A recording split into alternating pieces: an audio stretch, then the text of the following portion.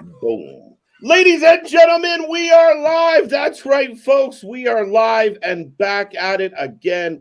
I hope everyone out there is having a wonderful start to your week. Sorry, I had to wait for a cue. But we are back. We are back. Like I said, we are the Wrasslin for Life Network. We got so much to get into. Another week kicking off in the wrestling world. We got Raw tonight. Roman's back. Cody's in the house. John Cena might be here. We got so much to get into, like main events and issues and rumors and complaints. But folks, we are the Wrestling for Life Network. There's going to be a whole lot of fun. WrestleMania is coming soon. Let's go.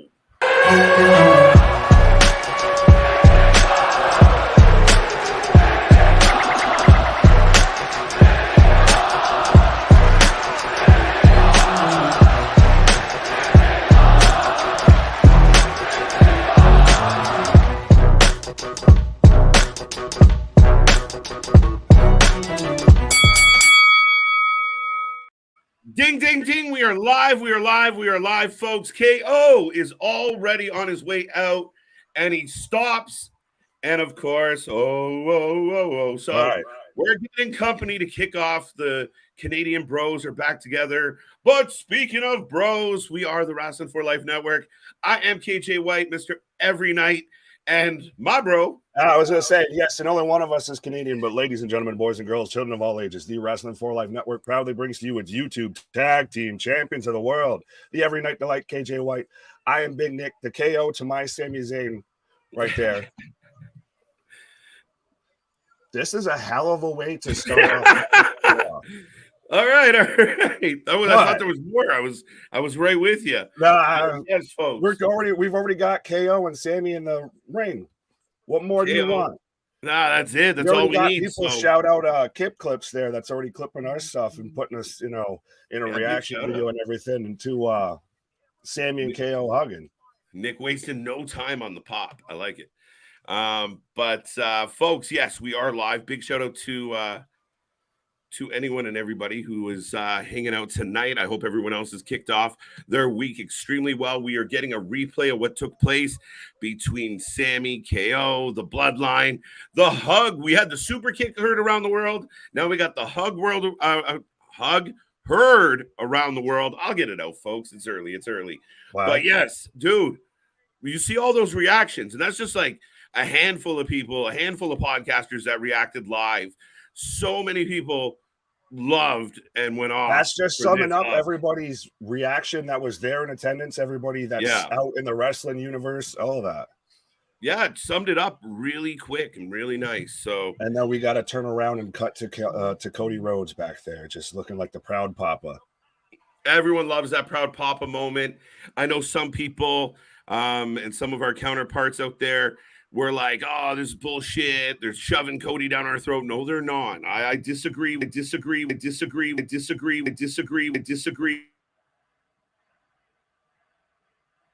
I glitching or are you glitching? Folks, let me know. But I'll say, what up, Rocco? The Un-Americans are back. Fair enough. I'll give you that. When we get to WrestleMania, Kevin Owens is going to show his true colors and stab Sami in the back. The orders of Roman Reigns. I don't think so, Terrence. Canadian Justice Friends assemble. KJ is glitching out. Ratnick, what up? Fair enough. So I will do that real quick while he hopefully gets his stuff all adjusted. But I will let you know, folks, that we've got Sami and KO cutting a promo right now, and hot damn. But I will take a moment of Damian, what up? JV, what up? Canadian Justice Friends, I still like that. A-Town, what up? Victor, Steve, Larry, Ronnie, everybody. Excalibur, we even got Excalibur there. What? I think he's back, folks. I think he's back. Oh. What the hell was that all about? My shit just went boom. I wasn't sure if it was me or you because I just heard you like say the same thing like 18 times in a row. And I'm like, am I losing my marbles? Or it's funny because I'm like, what just happened? And I look down and I can see you talking to like frozen KJ. And I'm like, Oh, fuck. Did I remind everyone out there? We are live. We are live more than anybody else. We grind on a different level. And one of the fun things about being live and unscripted, and I'm sure you were saying something, so terribly sorry if I took No, over. you're good. Our shit is raw. Our shit is real. Our shit is all authentic. When you're talking about the wrestling, you better put that for life with it. I love it. But yeah, man. No, that one of the fun things about being live is we don't know when we're going to sneeze, cough, reboot your system. I have no idea. I feel like I've been here thinking the police were showing up. Yeah. Fires. But yeah, Right. I thought the haters were just trying to shut us down. I just went boom. Just boom, like, pulled oh, the fuck, plug. here it is. No, it's because you were on screen in the ring right now. Your doppelganger there, KO, was in the Right. ring. So you had to go out there and just, the space-time continuum fluctuated Right. there. By the way, Nick, I think they like you. Who, I? Yeah, that's how they opened the promo. I thought it was great. Oh, Goes, like, I think wait, they what? like you. And Sammy goes, I think they like you too. And the crowd is popping. We talk about a wrestling world that doesn't have a whole lot of really, really good baby faces. I introduce you to subject A and B. Yeah, this is still the Bloodline storyline, and all its peripheral storylines that have come from that have been some of the best stuff in WWE in quite a long time. One of the things we will get into tonight, we will talk about the main event of WrestleMania Night 1. Highly debated, highly contested. And I think when we get into it, I know my opinion is probably going to ruffle some feathers, but at the end of the day, I would love to talk about it. But fair enough. We might be getting what should be the main event right now coming out. Okay, so you're with me. We'll talk more about that. But perfect spot again. And what I do love about everything that we're getting with the Bloodline is everything is so well done. They both look up at the Mania sign and then Usos, right?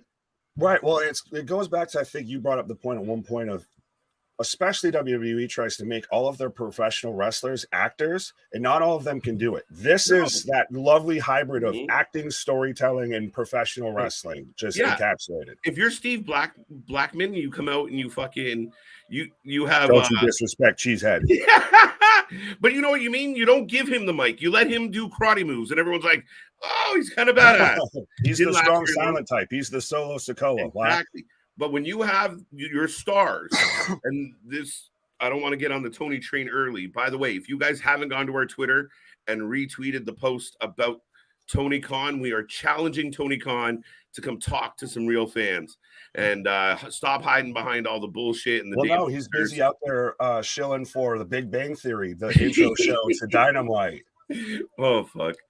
But you know what? When you have your stars, like these guys, you let your stars shine. You let them carry the show.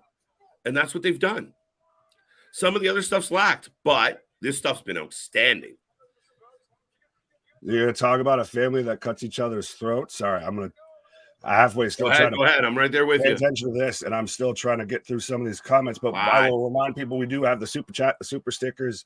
If we miss your comment, if you want to make sure you get your point across, or if you just want to help support the channel. But they could get those fire dancers that Joe used in TNA. Oh, God. I know what you're talking about, money. I will say, Nick, I love the Usos. Big fan of the Usos, especially ever since they dropped the paint. But now that they've turned on Sammy again and they're back here and they're just bringing heat and anger and they're heel. There's not that gray area where they're fucking doing handshakes with Sammy. Yeah. I think this is them at their best. They growl through this shit. It reminds me, and it goes back to when they started the whole down since day one gimmick. Yeah, absolutely. And what a fucking wicked change it was. And they've been outstanding. They really, really have. There's the challenge. Laying down the challenge. There's the challenge. We knew it was coming, and we wasted no time. We took a while to get there, but once we got there, we hit the button. And KO Richard saying Raw is the night of segments, but we are still. This is the penultimate show before WrestleMania for Monday Night Raw. So penultimate. I like that. Yes, it's a penultimate. Syllables. Syllables. What up? ABJ, what up? Keyshawn. Hey, ABJ back. There was one that I wanted to get to because there we go. No. Oh, well, Larry's saying, yeah, you said I disagree about 10 times and then froze. And then who was it? Somebody said I disagree. Yeah, don't start that again. But somebody put a comment in saying that Thanos snapped and just took you and just froze. That's what happened. That's what I thought. All of a sudden, my shit just went whoop, and I'm like, all right, this is the moment the hackers get me. But I rebooted, and here we are. I literally got like the boom. Fair enough. But Daryl's saying that Sammy turns. Sammy's the sleeper cell. Oh God, no, not at this point. But we got brother versus brother. We accept. We accept. We accept. Let's fucking go. We won't see you at WrestleMania. We'll see you right now. So we got a Donnybrook, a melee breaking out. And look, nobody right now is booing because Sammy's not fighting Roman. Everyone's like, we're good. We're good. We're good. Right, Nick? He disagreed. I disagreed strongly. Yeah. Well, I'm going to disagree with you on this a little bit, just in the sense that I feel like if they hadn't gone the KO route with it, people would still feel that way. The KO combination has really helped, and it's helped Cody as well. Oh, no, I completely agree with you, Nick. And that's what I think they've done well is they got out of a sticky situation without everyone hating. How many times did Roman get the push that he didn't deserve and everyone sat around like, fuck, they're shoving him down our throat. They just ignore the existing stories. Right. This was much better, handled much better. And it was a nice transition. And like we joked about last week, we get the big hug and there's proud Cody. Like, do you see what I did, folks? I did that for you, folks. Don't you love me, folks? It was a bit much, could have done without it, but it wasn't so much. He didn't run out to the ring and join the hug. That would have been a problem. Here comes Solo and Wise Man and Tribal Chief. Business be picking up. How did Paul get out and around so fast? He had to be standing behind the fucking thing already. He had to be sitting there already holding on to the door. Just unbuckle just the second we stop, Paul. Tuck and roll. This is personal. This is really this is good. This is what this is. You already have the energy in the building from a little bit of a scuffle, and everyone pauses. And again, it shows the champ is here. Not just some dude pulling up. Everything came to a pause, essentially because Roman showed up. Thanos showed up and everybody stopped fighting. Right. And we've still got, not to be discredited with the Sammy transition story and everything, going from Roman to the tag belts, but Jey Uso's whole part in this. So he's still got to talk to Roman and address that whole situation. Yeah. And I think Jey being the one that kind of turned-ish and was that limbo character for a bit helped Sammy as well, because it gave it that, like somebody said, it feels super personal. Yeah, no, I agree with you, Nick. And I still think that Jey is a bit of a wild card in the sense that do I think he's going to double cross his brother or Roman? No, not as far as Mania pertains. But when you talk about how do you carry on, what do you do after Mania? Win or lose, there is an opportunity to have Jey and Roman turn on each other, depending on the outcome of Mania. Oh, absolutely. Well, but does Roman then just kind of take a vacation? That's a potential that. Yeah, I agree with that. I agree with that. Because that would be hard to do. It's hard to go from the tribal chief to, I mean, unless Jey does turn, you could do it that way. And I don't think he loses a ton of that momentum that everybody thinks he would kind of lose from losing the title. No, I think it keeps it going. It keeps it relevant. And I'm again, if it's delivered in that manner, I think you're laughing. So all for it. Austin Theory is here. Speaking of here, we got a little bit of a roll call. Victor, Damian, Dakota, Money, Aaron, A-Town Down is in the house. C Money, Excalibur, what up, bro? Rocco's back. Larry, we never fear because Larry is here. Ronnie's back in the house. Steve G. This list is starting to get long, folks. Jordan, what? Rocco, I got you. Terrence is in the house. JV's back. I think I said David. I was going to say, then we already get down to the bottom. We got Small Mark. We got David. Why? David. Good solid name. Spoiler alert. Richard's here. What's up, Rich? So we are in a commercial. So now that we've had what we both feel should be the main event of night one announced, do we want to talk about, because you said you wanted to address on that whole situation, on what's allegedly going to be main eventing night one. Right. Sorry. All I got in my head right now is bad boy. And everyone out there is gonna be like, "Oh man, it was a song before that." I don't care. Make me feel I'm so very aware. good. What do you know about going out head with? No, anyway. What's up, Scott? Welcome back. Welcome back. The main event situation is interesting, and here's how I feel. I grew up in a world where I was always told it was on your merit. You earn shit in this world, and you put the work in, and over a year, you get to see how things play out. And I think for me, when it comes down to the debate, is it? I heard the question today: is it disrespectful to the women to not have the main event one of the two nights at Mania? And my answer is God, no, because I do believe that actually putting them in that spot just because they're women is more disrespectful, is more degrading. Like, Touché. you know what? I do You feel don't that deserve this. Sorry, I go feel ahead.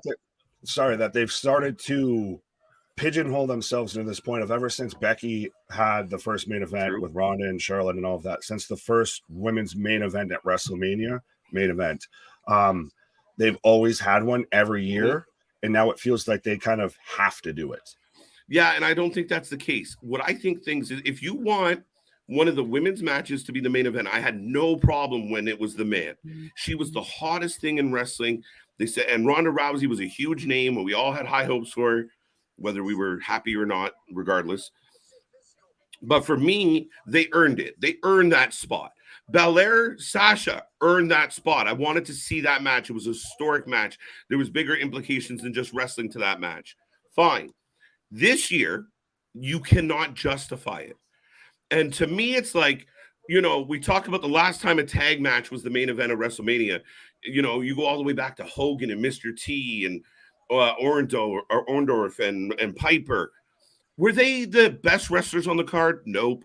Were they the best match on the card? Nope. But they were the main event because they were the biggest draw, the biggest bang for your buck. And that's how you're supposed to book wrestling. It's not a fucking come see, come saw. Everybody's equal. Everybody gets a participation medal.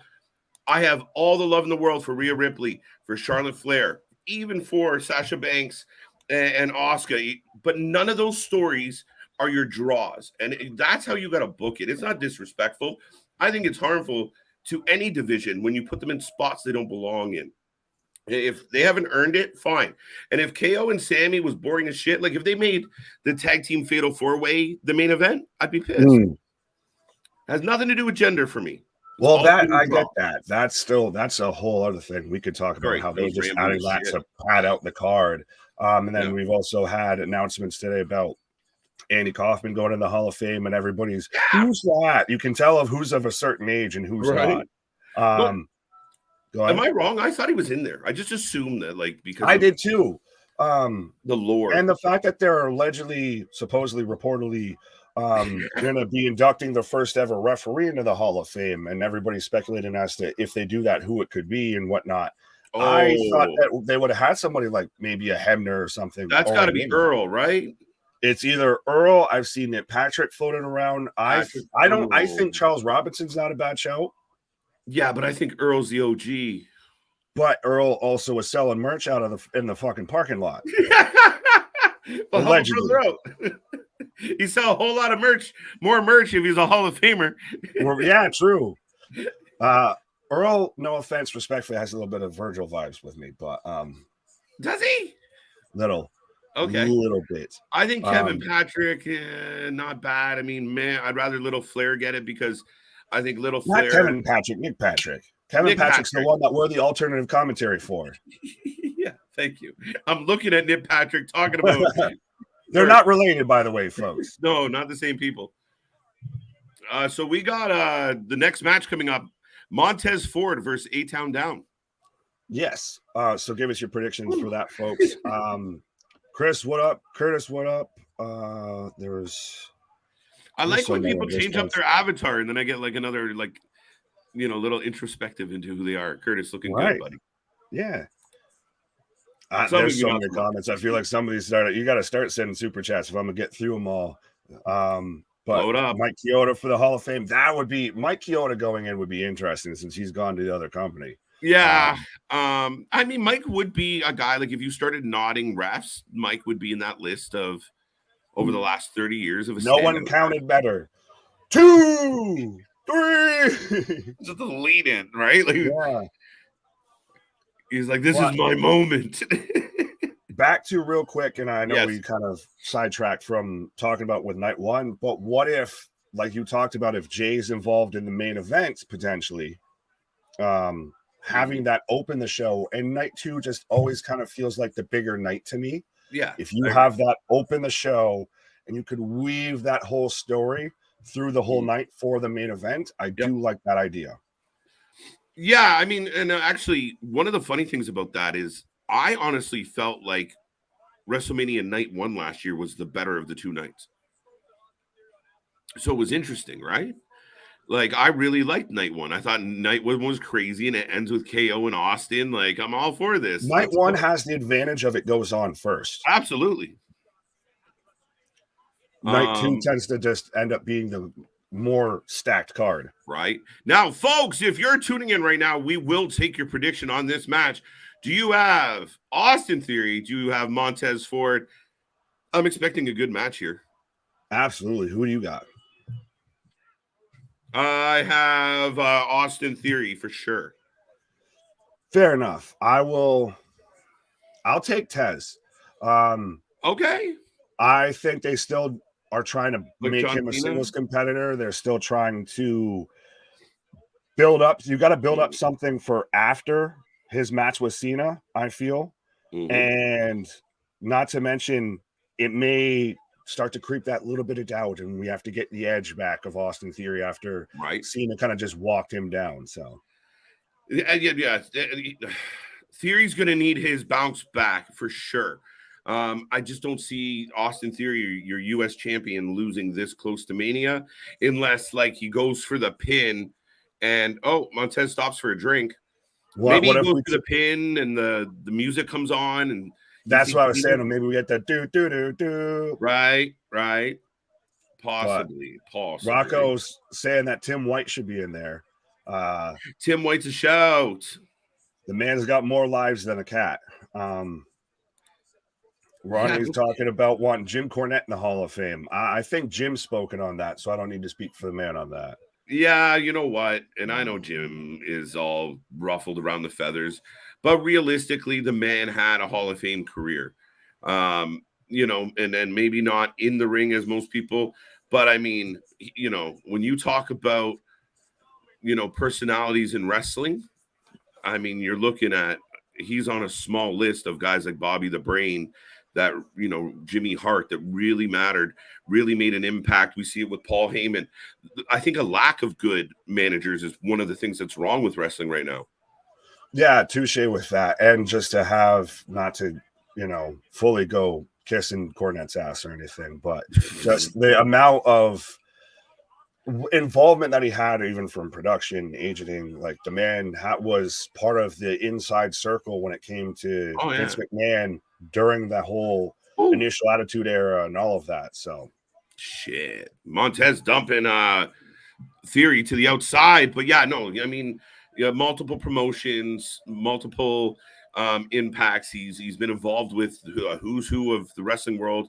Even though some of the modern wrestlers and wrestling fans don't love him, you can't. Not liking someone doesn't mean you can take away your accolades. Yeah, just because you don't like somebody doesn't mean they weren't good at what they did. Right. Got Austin Theory for the win. Mr. Wannabe Drake will be a future referee. Offensive line. Well, no, I thought I was going to bring up here. Well, Retnick's bringing up a good point of technically they did already induct a referee. Teddy Long's a Hall of Famer, and not only was he a manager, a GM, he was a referee for the longest time. Holla. Right? He was an animated, active referee when he was in there, as you could imagine. So, yeah, Teddy's a different breed, man. I love Teddy. I like this. I'll read it and you answer it. KJ and Nick, is CJ at Raw tonight with Quincy? The answer is yes. Actually, the answer is yes. That is yes. What are the odds? CJ is there with. I don't know if Quincy's hanging out with them. That's the allegedly part. That's the accusations. Right. But yes, CJ is in attendance. So if you get a picture with CJ, you get him on screen or whatever. Yeah. We'll send you a shirt. Right. Isn't Earl in the Hall of Fame? Now, you might be right about that. Now, I don't track the Hall of Fame as well. Like, I'll be honest, when they announced Andy Kaufman, I was like, again? Yeah, well, I just assumed. When you have certain people, like, no offense, like Drew Carey going in and Tori Wilson and Coco Beware and so on and so forth, that at times there's no physical Hall of Fame to my recollection.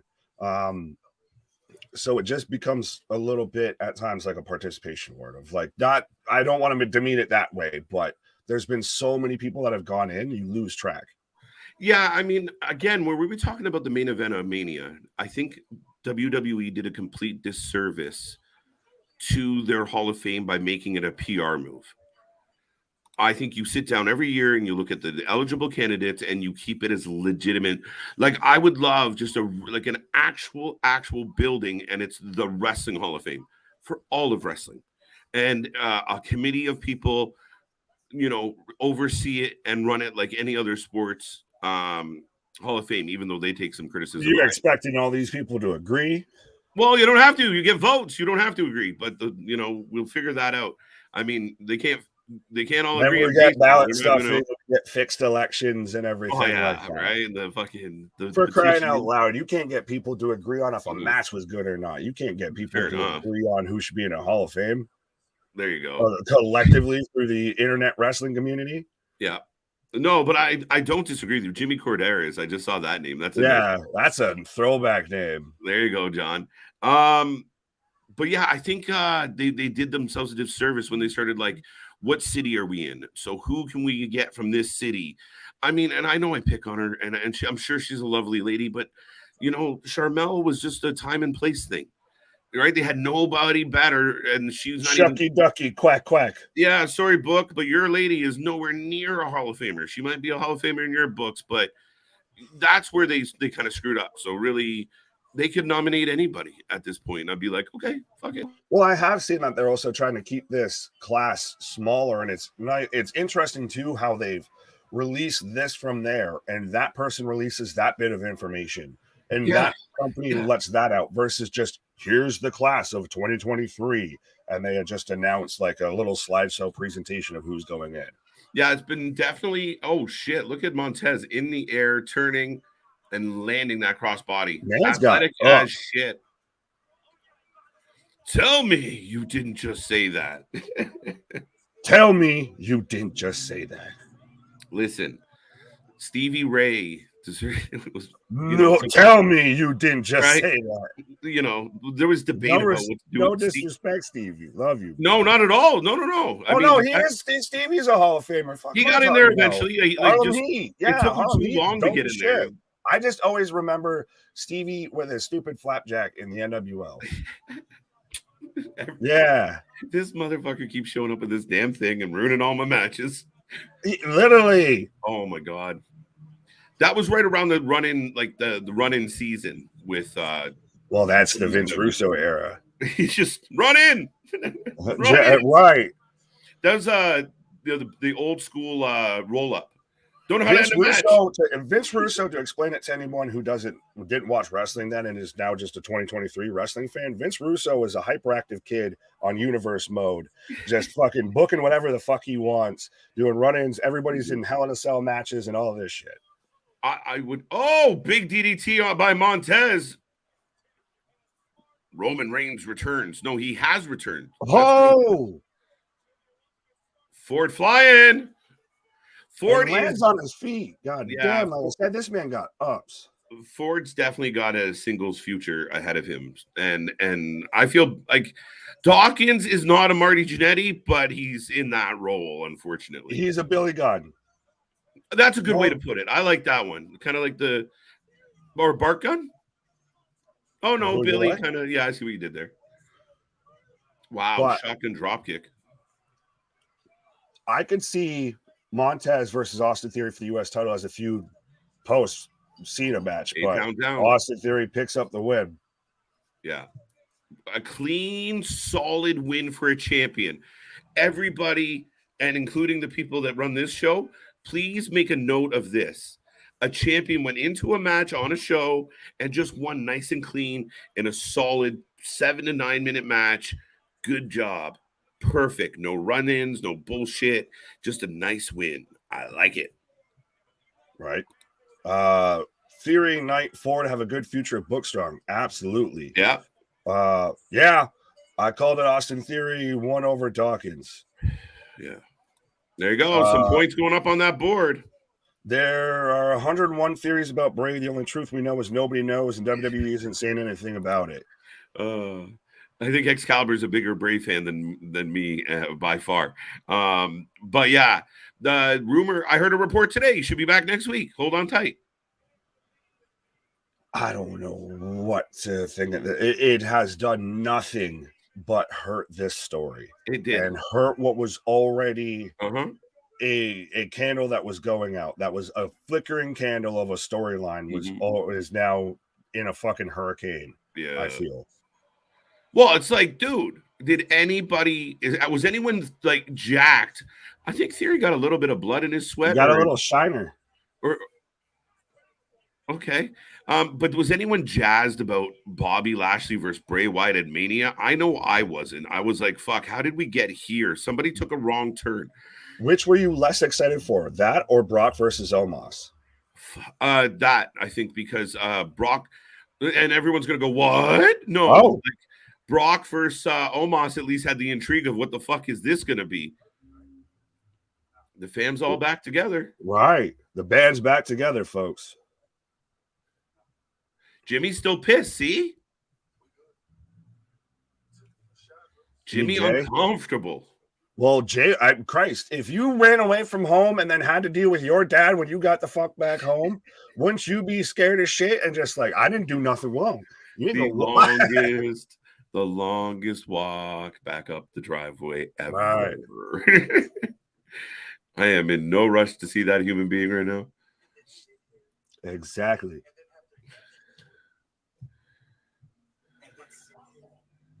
Oh, Jimmy barking back up at Roman. Oh, he should really cover Austin Theory's music. Fair enough. Okay. Go back with POD. Yo, look at Paul. Paul kills me, man. Fucking smiling from ear to ear. Meanwhile, look at Solo looking down. Solo's like hit Roman's personal bodyguard. This reminds me of the fucking Sopranos, the mob boss of Solo's now the bodyguard for fucking Roman. Yeah, but keep in mind, Jay, and then it was Jimmy. Right? Yeah. But Roman's just a cousin, bro. What are we gonna do? Does Solo's allegiance automatically lie with Roman? I mean, you're the youngest brother. If you're hanging out with Big Cuz and then your two older brothers are getting in shit, like, do you want to be with them or do you want to be with Big Cuz? This keeps getting better. We're about to see Michael sitting down with Tony right now. We've got Jey Uso sitting down next to Roman alone. Oh, cliffhanger. I like it. This has been a really good first half hour of Monday Night Raw. Amen, bro. Amen. If you weren't getting, tantalized and everything like that for WrestleMania, then absolutely this whole first half hour, from starting off with KO and Sammy to ending with now we've got Jay and Roman alone together. Even the wise man left. And again, I love Paul Heyman. You could zoom in on Paul Heyman's face and he could tell you exactly what's happening in the room. It's Paul Riss the Walrus. Paul Riss the Walrus. Put some respect on my uncle's name. Wow. Your uncle? Uncle Paul? Remember when I first hopped on here? Yeah. That was Nick Heyman. So like I said, put some respect on my uncle's name. Yeah, it used to be Big Nick Heyman. All three y'all. Right? Paul Heyman reminds me of Ski from Hook. It's a good way to put it. I like that that hapless sidekick, right? Yeah. He does it so well.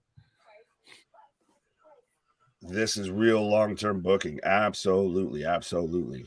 Well, like I said, because if you're building now the dissension amongst the bloodline, it does set up some type of fallout post Mania. Like if Mania goes catastrophic for the bloodline, if they all lose their belts after, historic reigns, uh, um, then do they just disappear and go irrelevant, or do you have a little bit of a bleed over where they're all, they all blame each other for the downfalls of the bloodline? And I still want my Denzel moment. I still think Roman goes down in a blaze of glory. That it just ends with Solo hits the spike on him or something like that. You have Usos double super kick him, and then Solo spikes, and then maybe Heyman throws in the little hand punches. Right? I think Heyman just stands there with his mouth over his hand over his mouth and doesn't know what to do. Just stays neutral. He's a shocked white person in the moment there. Just, right? Oh my God, I can't believe this is happening. Oh my God. But yeah, no, I think it really has a chance for him to be on one of those, like, you're nothing without me. You can't do this without me. I am the tribal champion. Ain't got shit on me. On me. And then he eats a couple super kicks and a big spike to the throat. And then we don't see Roman for a little while. On the other hand, we could do this. No, and then we get Vince that comes back the next day. But no, then if Paul smiles, he's going to get fired. If we do that. Fair enough. Literally, if Paul smiles, he's going to get fired. Right. Did you think about it? Speaking of Trish Stratus, I got a commercial for Canada's Got Talent. That's Howie cool. Mandel, Trish Stratus, and some other lady. I'm sure I'm supposed to know who she is. I'm getting old. We the ones, folks.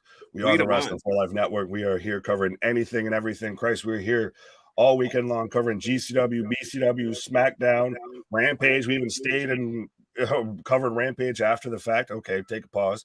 Burb, not a pause. And then even threw in some NCAA coverage because AEW wanted to wait so long to go on. But absolutely, folks, be a friend, tell a friend, like, share, and subscribe. We are here covering anything and everything when it comes to professional wrestling.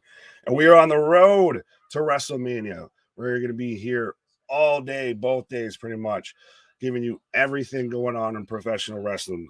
Christ, I think we're kicking it off with some XFL coverage. What? Then we're going to have Stand and Deliver. What? Then we're going to probably have some games, some trivia, some way you can win some prizes. What? Then we've got night one. What? And then we're coming back from night two, and we're already back from commercial. But what?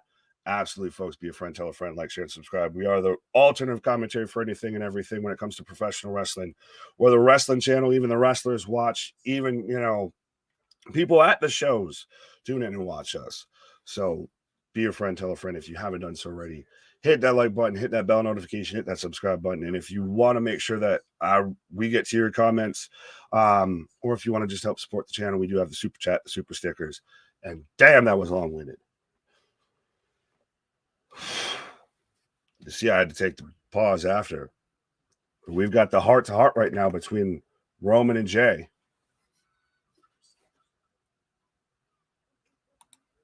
Aaron Rodgers is currently the quarterback for the Green Bay Packers, GM of the Jets, owner of the Bears. Yes, man's got more championships than Roman Reigns, I feel. Or at least more titles. Christ, that's basically the same thing when it comes to NFL. But anyways, you got what I'm at. We're getting the eye-to-eye confrontation. And I'm trying not to be too loud, but damn, are they whispering?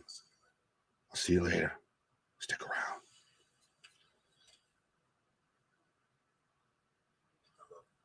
Oh, and he has it with, I love you. So no one is better at gaslighting than Roman Reigns when it comes to professional wrestling, I feel. But goddamn, is this compelling.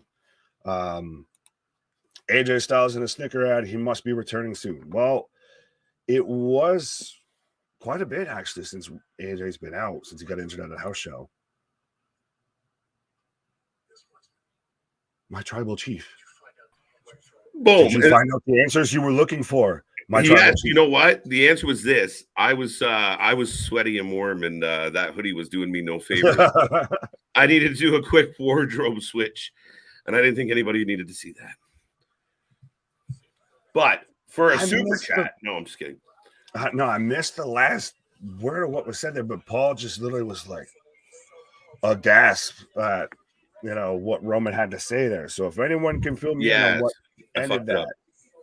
No, you're good. I think I'll actually here. I'm gonna go rewind real quick here. Oh, getting rewind on the Peacock. No, getting rewind on the YouTube TV. I might. You know what? I might dabble. No, it's going up. Don't do it. Don't do it. I'm about to. It's probably a fortune in Canada. Everything costs more. Yeah, here. It's if you don't want a cable package, you buy a cable package. Time out. Here, I got a question. So they announced a Fatal 4, which is basically Midgard Deluxe, because we got the Street Profits, Rico Braun, Shush, and Viking Raiders. But why are the women getting qualifying matches and the men aren't? Good question. Good question. I'm just asking. Just that's what we do. I'll get to you in a second. We are live, Resident Evil. Oh, Karen is back.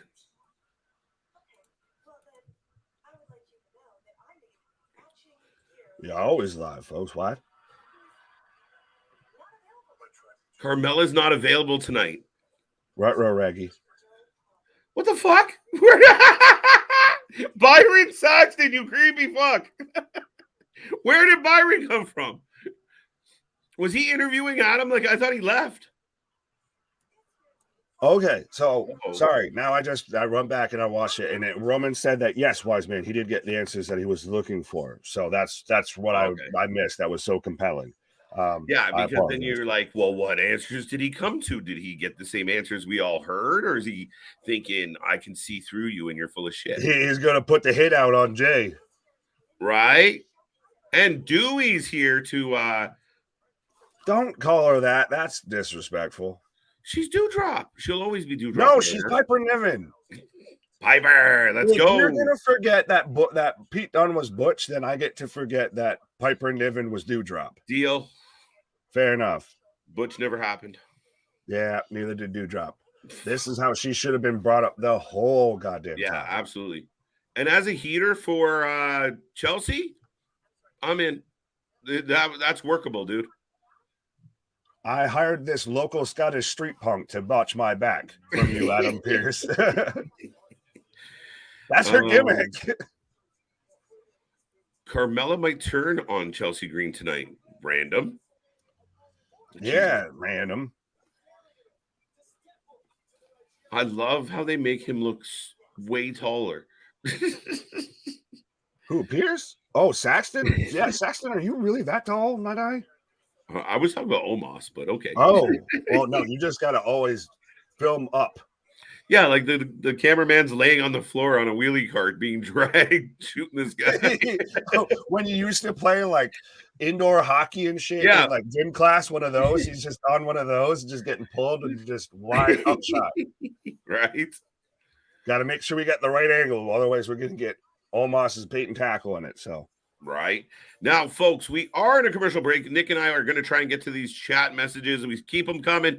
Keep lighting it up. If you haven't been here before, we are the Wrasslin for Life Network, and we do this all the time. We are the alternative commentary to all the wrestling.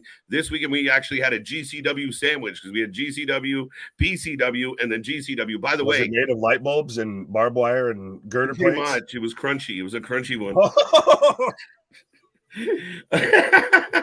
By the way, I said it never helped you. I heard Bully Ray on Busted Open talk about how BCW put on a great show on Saturday.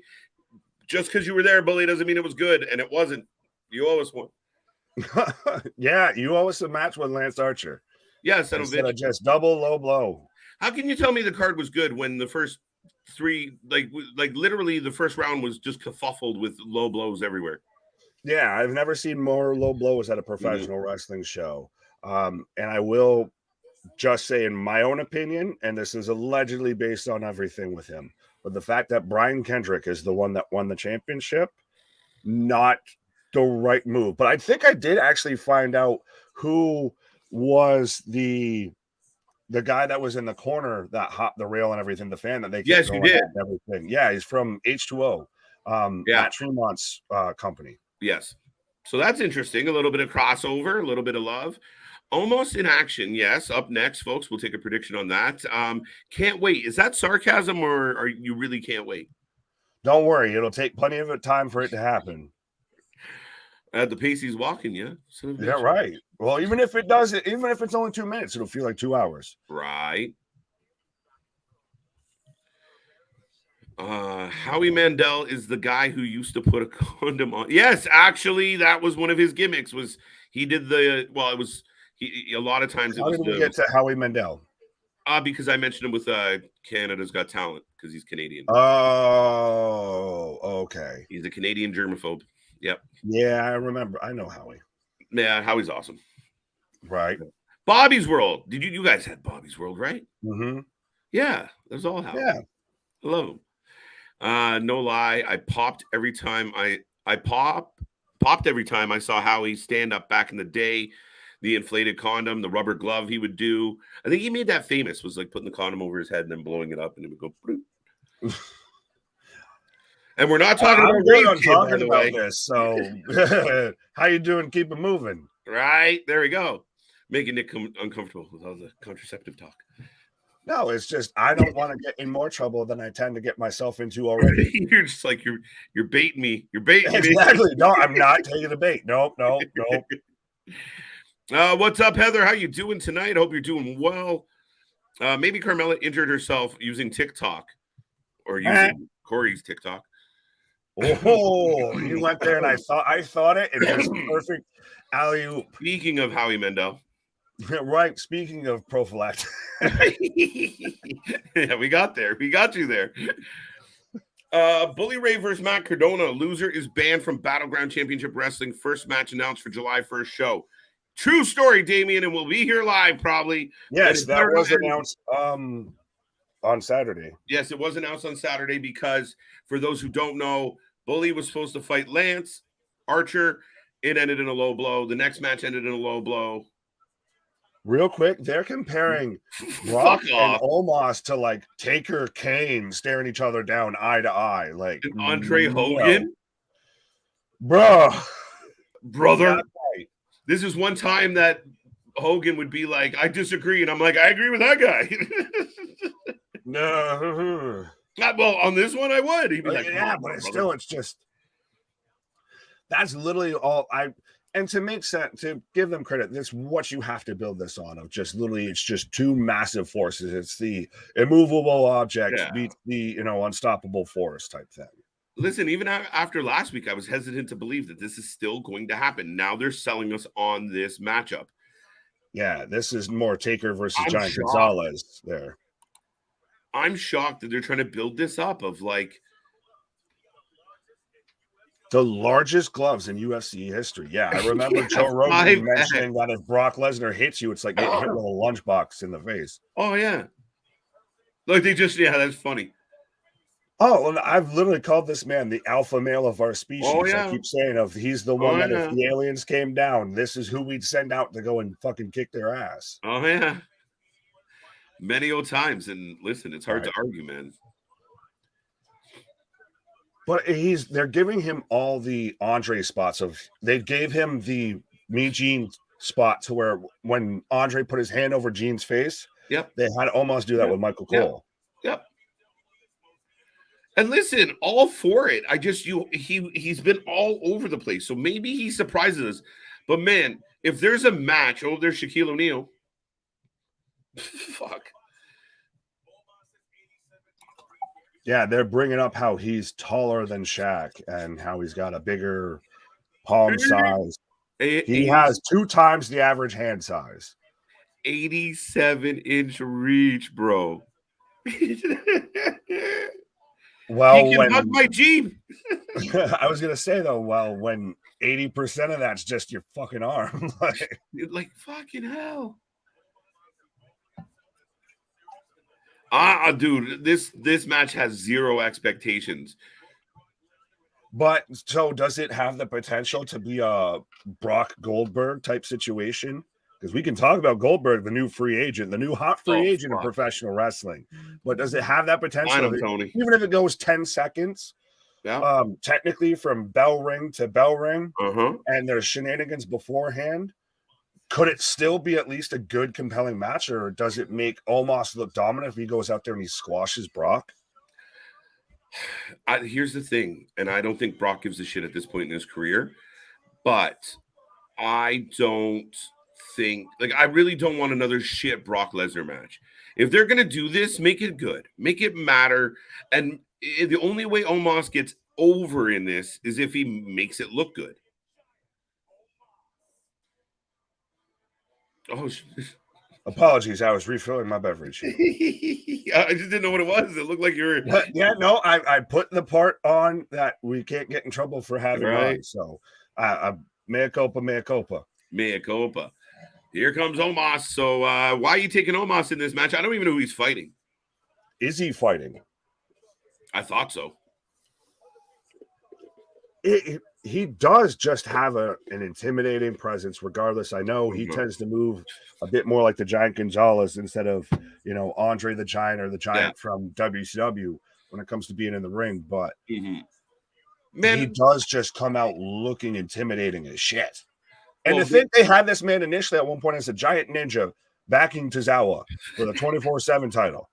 Yeah, like what the and that's why when we hear that they're going to try and build this match, that you're like, come on, this guy's been a joke. He's been underused. But Omos with MVP booked in a way that he just destroys people. I'm all for it. All for it. I mean, keep in mind, this has been consistent with the WWE. He went over on AJ Styles, lickety split. So, yeah, it could legitimately be Gonzalez comes out, kicks Brock in the face, and ends it. And everyone's like, oh my God. I like how you called him Gonzalez, but it's versus Motivation Mustafa Ali and prayers for Ali's family, because this man's Ali can fit in this man's shoe.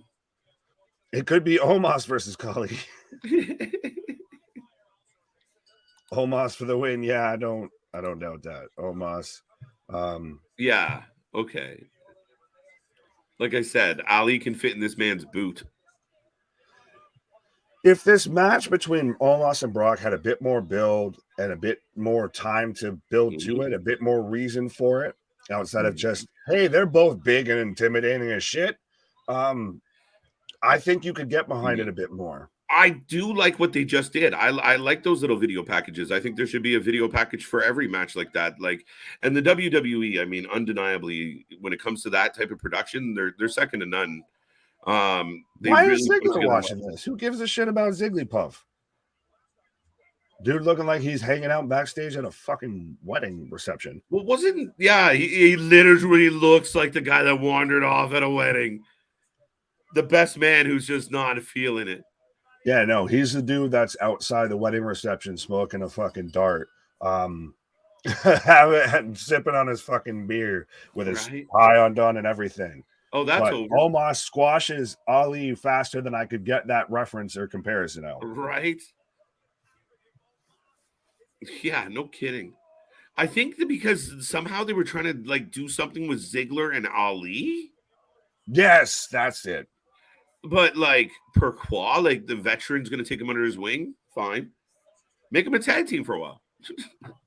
What happened to the dirty dog, Robert Roode? That dirty dog's out there still wandering the streets. Bobby, we missed Sarah McLaughlin for the dirty dog, Robert Roode. Listen, I know I will, and I know there's a gentleman in the chat, somewhere in this chat, that will fucking pop through the ceiling for a good old glorious return.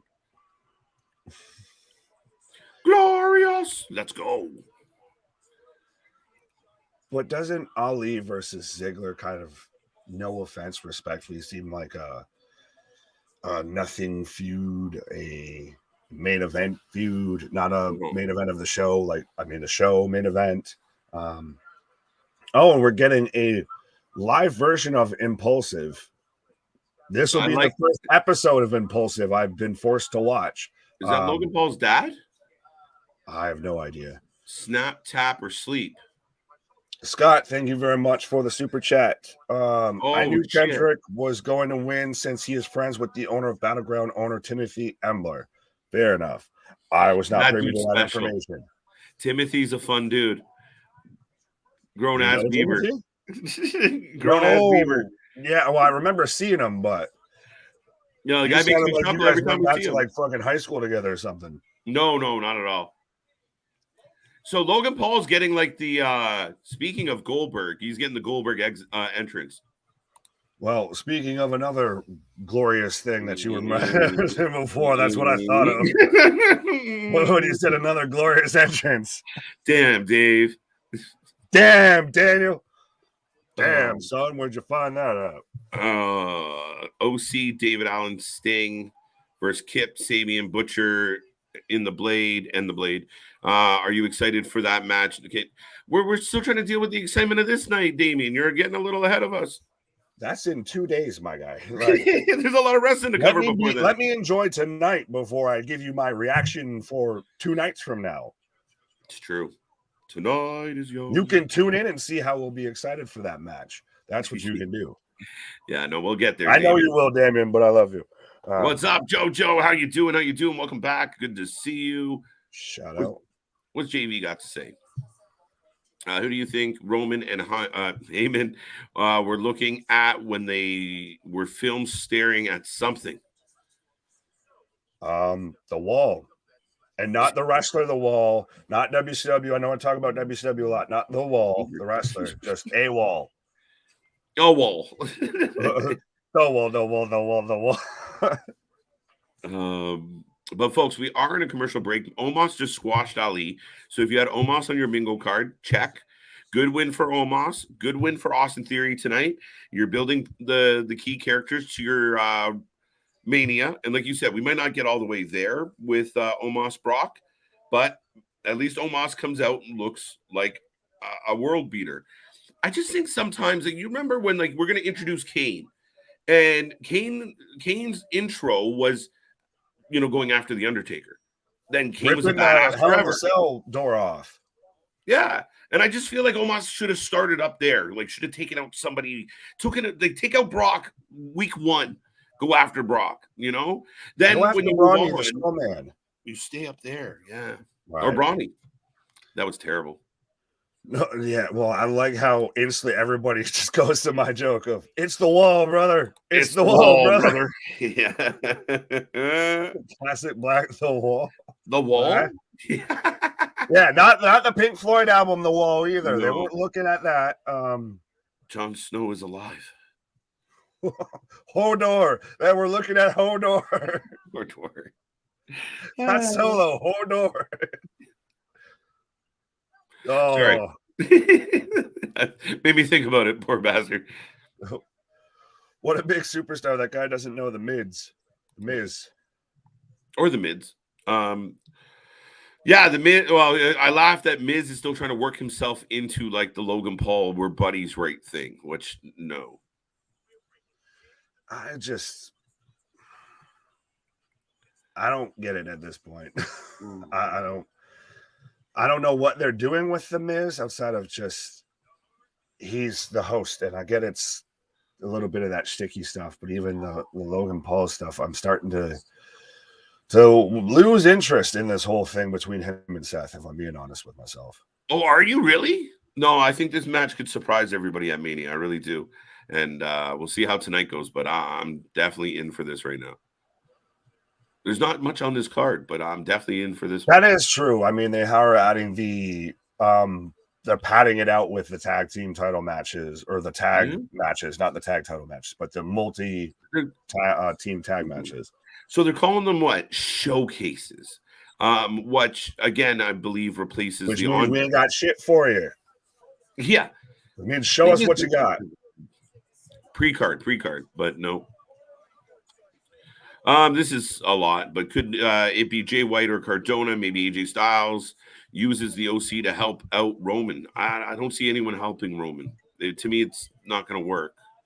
Yeah, Roman he literally goes parallel universe, Tama Tonga, and is like head of the Bullet Club now all of a sudden. Like, is that where the fuck we go with this? No. Yeah, let's do that. That'd be the coup ever. Like, Triple H gets his hands on the rights to the Bullet Club. Bullet Club. Fuck everybody shit up. life. But we've got Logan Paul come out right now to host Impulsive. And like I said, this will be the first episode of Impulsive I've probably ever watched in my life. I'm just happy they've embraced heel, dicky, arrogant Logan Paul. Babyface Logan Paul was a bad choice.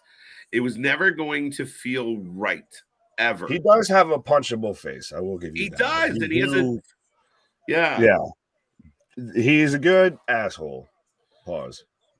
Oh, look at this. I like the AR. Oh, his voice cracked. I'm glad he hit puberty. Oh, shit. Right? Live 1 week from Saturday. Wow. We are here, folks. 1 week. Right. From Saturday. Right. And they're even rolling his whole intro and everything. Yeah. Rocco saying Wyatt and Bliss both off TV. Hint, hint. No. Right. No. And you know what? I don't mind Impulsive. I think you watch it a bit more than I do, but I like it. What the did you just say about me? I thought you were an Impulsive fan, to be honest. I literally just said this is the first. I've said multiple times tonight. Okay. This is the first episode that I'm actually watching, and you're like, "Oh, you're a bigger fan." I'm like, "No, I'm not." Okay, I misunderstood. I have never. No, I've seen a couple. No. It can be funny. I'll catch clips when like Roman's on or something. You caught the Arnold one for sure. Actually, I did not. I mean, I could probably recreate it right now. Yeah, just it was great time being governor. Yeah, it was so good. There we go. 183 and 16. What is Goldberg's record? That it might be actually pretty much. He's a free agent now, so that'll be his record when he shows up on AEW, like everybody thinks he's doing. I will make it very clear before I make this next comment. We are all about positivity and love and blah, blah, blah, blah, blah. But what? I want to Tony Khan sign Goldberg.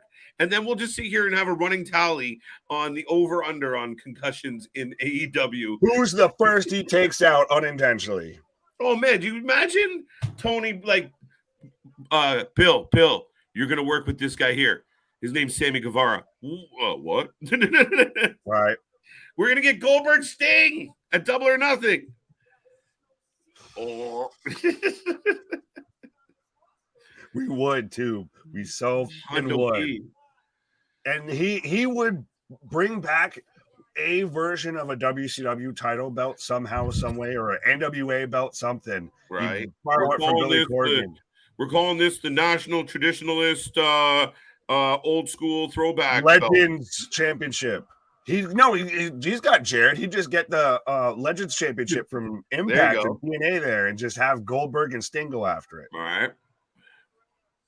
But A-Town Wrestling for Life Network presents Brunch with the Boys 3 coming soon. What? Yeah. 12 p.m.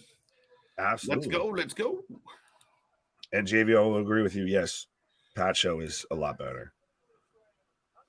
Oh, that's what I watch versus Impulsive. I watch Pat Show. Well, I mean, fuck, dude. I first heard the title of the show. I thought you were the star. What? Impulsive, my buddy. Goldberg versus Jarrett. He's trying to there's no argument to that. You're just like, oh, fair enough. Nah, it's just I'll let you have that. Like, you can have that. That even what I'm at. Right. Goldberg versus Jarrett. I thought about that. Oh God, yes, that would happen too. That'll be a triple threat in a triple cage, like fucking ready to rumble. I don't think you could talk Goldberg into getting near a triple cage. No, he'll just get to spear him through the wall and win that way. What? He can't hate a guy named Seth. I like that. Seth Curry. But he's actually working the what chant pretty well. Yeah. Doing that. He's good, man. I know people hate him. Can we go to me knocking Seth out, please? Why? Bill v. Phil. Why? Logan dunking on Rams leaving St. Louis, but he forgot to mention St. Louis is XFL country. Absolutely. Well, a little bit of caca is not the law because the DC Defenders are the law. Oh, here we go. The only undefeated team in the XFL, but they did. What are the St. Louis Battlehawks did sell out or set the smash the attendance record for the XFL of 38,000 plus in attendance for their first home game. Yeah, that was amazing. And I will advise people against picking a team just randomly based on either the logo or the place that you like to go the most, because Vegas is happily dragging up the offer with who are they tied with right now on the offer there? Well, they were. Well, I think they got the win this week over the. Did they win this week? I'll double check that for you. But this is exposed here. I host the XFL show, and I don't know the. Did you see the clown face? Yeah. Yeah. Apparently, can't replay that. Well, they can't show the fact that the fist didn't hit him in the face. Oh, true. Yeah. That's one way to get around the fucking kayfabe. I didn't realize that. But yes, so actually, the Vegas Vipers did pick up their first win. Yes. 35-32 over the Orlando Guardians because neither team had a defense. So it was just run them up, shoot them out. Rolled past the Gargoyles. Great. It's because nobody had a defense in that game. By the way, I know they're not. Seth Rollins is at the production fucking with the microphone. What? Oh, God. It's a lot. There's moments where I'm like, I'm okay with it, and then there's moments where I'm like, stop. Why do we have Seth Carol Baskins Rollins on my screen right now? Yes. My Ernest the Cat Rollins right now. Ernest the Cat Rollins. I dig that one a lot. Somebody call my mama. Somebody call my mama. Music. Maybe we now know who's responsible for all the blackouts in wrestling. Yeah, Kevin Dunn fucking falling asleep at the wheel. Seth Rollins could slide in there looking like a walking leopard. Yeah, it was. And Logan, do something. He's just out here. Shut up. Like, I mean, I get if you're going to try and be the badass, you shouldn't up and hightail it and run, but grab a fucking chain or grab something to defend yourself, my guy. But see, I don't think what I like about Logan right now is the fact that as the entrance is happening, I think most wrestlers are always told that, like, okay, when the entrance music's on, you lay out. Seth is, I mean, either Logan Paul doesn't know any better or he's trying to bring something new, but just saying to the fans, shut up randomly is awesome. It's a nice I will give him that. I'm just saying, I'm looking at it as like a logical sense of like, if someone I know is coming out to kick my ass, all right, cool. Well, I'm going to fucking get myself a fucking advantage here. But the whole crowd is singing along with Seth and there's Logan every now and then. Shut up. Shut up. You should throw out a shoosh and fuck everybody up. Shoosh! No, just go back at him with a what? Yeah, that would have been decent. Yeah, so fucking Seth Rollins brought a pair of Hugh Hefner's pajamas and showed up to wrestling tonight. No, he looks like fucking Uncle Elroy from Friday After Next. Uncle Elroy? Yes! Dude, that is funny as shit. Uncle Elroy. Come give your Uncle Elroy a little love. Exactly. Come here. Come here and give shit a Don't touch my weed. Don't touch my woman. Wait, so then does the Miz come out like John Witherspoon? Like, how come, Logan, every time I'm feuding with Seth, you feuding with Seth? Right. All right, so a little scuffle. Oh, we're rolling over the commentary table. A little scuffle. Oh, Logan very much definitely racked his head pretty hard there because you could see him go and grab at him like, fuck, that hurt. Oh, that was, yeah. He's like, shit, that wasn't supposed to happen. Right. Welcome to being a pro wrestler, kid. Nah, it's a nice bump. I still think Logan more security. What's the blonde in Seth Rollins' hair right now? He still is to me just I'm screaming Carol Baskins, Joe Exotic. I 100% was like, shit. It takes out the security. Yeah, when they showed him, I was like, oh, Joe, and then you threw out Carol. I was like, fair enough. Goddamn, Yo, wait, did that go wrong? goddamn Logan Paul punched me in the face. Yo, They're spelling that this guy is actually a super boxer and everything like that. Like but he's it's got perfect. hand of God strength that he's Mike Tyson. No, Perfect. not when your brother just fucking lost. What's that to do with him? It's not. Wait, that's the most random shit ever. Wait, his brother lost a fight, so he can't knock someone out? He's not a fucking boxer. He fought Floyd Mayweather. He's closer to a boxer than I am. Yeah, and so did some fucking random dude from fucking China because they offered to pay him millions upon millions of dollars. Like no one gives a shit. It almost makes it more heelish for me, Nick, that we know he's not Mike Tyson, but you sell him like Mike Tyson. That spot on the security is crazy. It teeters on Jeff Jarrett heat. Oh, I don't think so. Not by the reaction we're getting right now. How have you gone from the guy that hated the idea of him versus Roman in Saudi Arabia? Because he now you're like, this is good. Like this is good. It's got a build. We knocked Seth out twice. Yeah, I didn't like him as a baby face being dropped in on Roman for a random pay-per-view. But we got to build, and we're building up the animosity. And I don't think this is anywhere near Jeff Jarrett or Go Home Heat or anything else. Everyone else was cheering for that, and he just knocked Seth out, playing up his boxing background. He's got a puncher's chance to beat a better wrestler. I'm in. It's going to steal the show. People are going to be like, fuck, he did it, didn't he? Now that I'm thinking through as to what you said and everything like that, and it brings me back to the John Cena a bit of all I need is 3 seconds, Roman. You're better than me.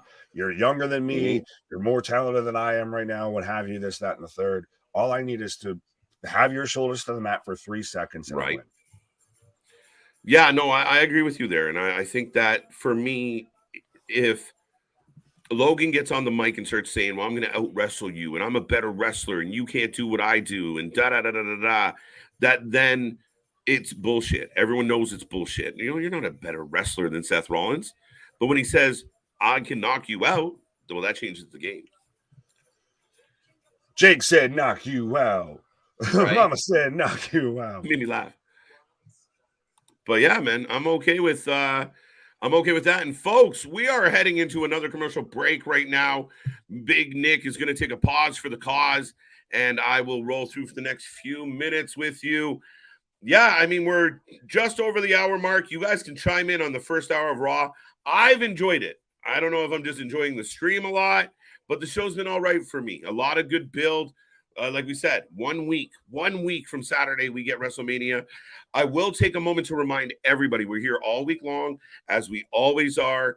We have so many shows to cover, including on Friday. We will have a triple header because we'll have Impact, Sacrifice. Then we're going to go into, we'll also have our usual SmackDown, Rampage. It's going to be a good Friday night. We're going to roll all the way into next week. Next week's going to be chaos. The go-home show for Raw, the go-home show for NXT. I don't know what Dynamite's doing yet, but we'll find out. Next Thursday, we have Ring of Honor. We have Impact. And then after all that, after 3 hours of coverage, we will stay around and we will have Impact Wrestling versus New Japan. We will have your alternative commentary to the multiverse. It's going to be a good one. That card's stacking up. Some rumors about whether or not Osprey's going to be good to go. But then Friday, we're back for another triple header. Super Card of Honor, a show I can't wait for. We might actually get an Eddie Kingston title victory. I'm pumped for that, folks. If you like wrestling, this is where you need to be, because that night we'll also have 2 more shows. The next day, we kick off 12:30. Actually, that's a lie. We're going to kick off at 11:30. We're going to have XFL, our weekly update with Big Nick, the XFL insider here at the Wrasslin News. And then we're going to be back for Stand and Deliver, and we're not going to go home until we're done. We're going to go on a marathon run, folks. We're going to try and break the record. We're going to see how good we do, but it's going to be a hell of a night. We can't wait to kick it off. Stand and Deliver is going to be a lot of fun. Then we're going to do trivia and games and talk some shit. We're going to have guest appearances. It's going to be an amazing weekend here on the channel. Then we come back and do it all again for WrestleMania Night 2. So strap in, strap on, like, subscribe, share, tell everybody you know. If you're on Reddit, if you're on Facebook, if you're on Twitter, tell everyone you know about the Wrasslin for Life Network if they want all the wrestling coverage. And again, the wrestling might suck. We never do. So, folks, how you feeling about the first hour of Raw? How you feeling about your Monday night? What's on your wrestling mind? Let's talk about it. Keep that chat coming. And I can't believe I'm still talking. 36-year anniversary of Hollywood Shuffle. John Witherspoon, Winky. Oh, I think we clicked on that one. That's funny as shit. 36th anniversary. Damn. Yo, you watching this? I'm getting Jericho flashbacks. But we got Miz and Maurice. The musical. WrestleMania the musical. Starring Miz and Maurice. I'm in. Let's see what happens. Larry, we're going to find out. Thank God they're not putting it on the show. They're legitimately saving that for social media by the looks of it. So we'll follow along. We'll find out. All right. Here comes Dominic Mysterio and Judgment Day. Well, just Damian Priest representing the Judgment Day. Dun, dun, dun. How are we feeling about Ray versus Dom? I mean, we're going to get that at Mania. I still think we wait till the Hall of Fame to really tip that scale. Some people don't like it. Some people aren't thrilled with the idea of Dom and Ray fighting. I think it's perfect. I think they've played it well. Dom's getting a ton of heat. Whether people like him or hate him, it doesn't matter. Like, you tune in and people are just booing this kid. He has all the heat he needs. And I think it would be wonderful for him to retire his father at WrestleMania.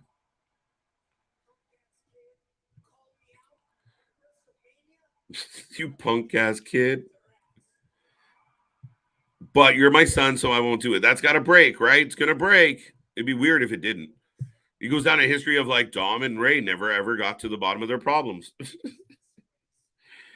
Miz is just trying to get into Hollywood at this point. I think Miz is about as far into Hollywood as Miz is going to get.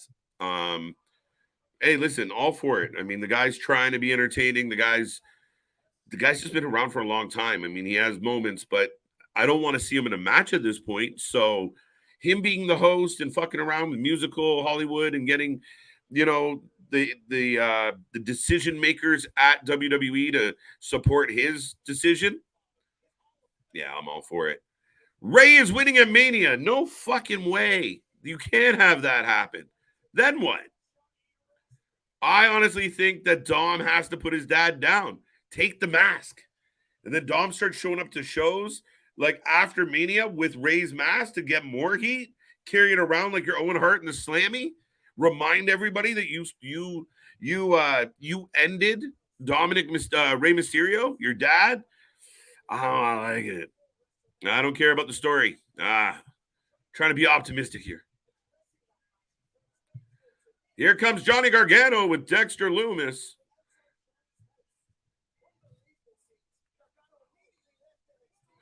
Now, there is rumors, Johnny, same face. There is rumors that Waller could be around, and we're getting the replay of what happened on NXT. Of course, I'm seeing it for the first time because I did quit NXT. I'm standing pat on that decision. But yeah, Waller beats up Johnny Gargano on his front lawn in front of Candice and the baby. All right. So now we got a little bit of hate, a little bit of a feud for Stand and Deliver. Miz two roles to break him out into Hollywood would be Johnny Cage and Green Lantern.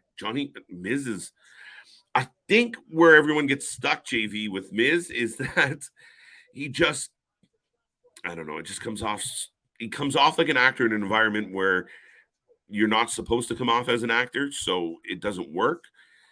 I don't know. I think you could see Miz more in like some shitty sitcom. No offense, Miz, but yeah, I think he's more of like a sitcom guy. I can see Miz saying, "This is where you fall down." Okay. I mean, Johnny Cage, I'll give you that. In a very B production of it. Grayson Waller might go face to face with Edge after the match. Why Edge? Richard, are you high? I'm interested to do we get Dolph and Ali as a tag team after WrestleMania? It looks like they're trying to set up something between Dolph and Ali, like some type of mentorship, some type of partnership.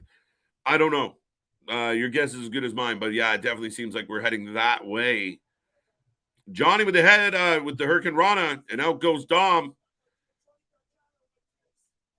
Gargano with a tope. Holding them ribs.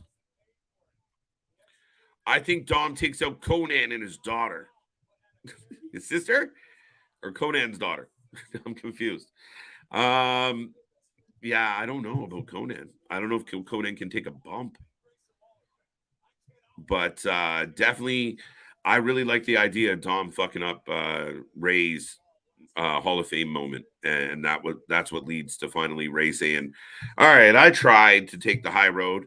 Now I'm going to whoop that ass." The only thing I think that makes me really optimistic about Dom versus Ray is if they're given 15, 17 minutes, maybe a little bit less, but I think between the two of them, they would want that match to be so good. Like they would want like an Eddie Ray thing. And a lot of people are going, KJ, you are punching up on this one. But I think that's what they would want to accomplish, the best match possible, no matter who wins. So I'm optimistic that we get something decent out at the end of it. Willard Dollar General. Is that Waller? Ms. Dollar Tree action movie guy. There you go. Exactly. He's like an infomercial guy, is he not? Nobody takes Johnny seriously. Yeah, but you know what I mean. Which one of the first multiverse of matches? Bloodsport 9 is first on the 30th. Bloodsport 9 is an interesting endeavor, Damien. Yeah, we might have an eye on that one. We love Bloodsport 8 was one of my favorite WrestleMania pay-per-views like in that week last year. It was outstanding. But we got to see where we can fit in the schedule. We might do a it's already happened, but we're going to watch it with everybody type thing over Mania weekend. Stay tuned on that. I mean, the shows booking a lot of Thursdays and Fridays are really fucking with the Wrasslin for Life Network because we like to cover it all and we only have so many TV screens. And when we end up getting to 4 or 5, do y'all really even know what we're covering at that point? Boom, boom, boom. Willard Dollar General. I get it now. I read it backwards. Excalibur says, my theory, Ray wants to wrestle till he's 50. He wins and puts the brat in his place. Down the line, they can do a retirement match. Yeah, but does Ray have to wrestle till... Wait, how old is Ray right now? 44, 45, 46? Does Ray have to wrestle? Like, I mean, if he wants to go back to AAA or do some indie bookings, I'm okay with that. And just because he loses a retirement match doesn't mean he can't come back. I just think it would be awful for Dominic Mysterio and everything that Dominic Mysterio's done in the last 6-7 months to lose to his father at WrestleMania. I don't think that's a good look for Dom at all. Ray can lose to anybody. He'll still show up and, he's still Ray Mysterio. The kids love him, I don't know. I don't like the idea. Dom will win with Damien's help. Absolutely. I think there will be definitely some tomfoolery. Got that one. Miz could play a villain in a slapstick comedy. Absolutely. I could see that working. Yeah. I always thought the WrestleMania match would be Rhea and Dom versus Ray and Shaw. Yeah, no, not likely. Not likely. Don't know if we're ever going to see anyone else join that. But yeah, Rhea Ripley's got bigger and better things to go on to. I'm glad she's not involved as much with this right now. And I like that they finally put their foot on the gas pedal a little when it comes to Rhea and Charlotte. About time to kind of push the needle on that, make us excited about it. And I'll ask all the fans out there right now. We got close to 50 people hanging out. and you guys can put a 1 or a 2. We'll keep it easy for everyone. 1, Belair and Asuka. 2, Charlotte Rhea. What are you more excited about? Let me know in the chat, because realistically, there's not a whole lot of excitement for either for me. A little nod, A, because of the names, and B, because of we finally got a little bit more. Asuka coming out and puking blue is not doing anything for my WrestleMania excitement.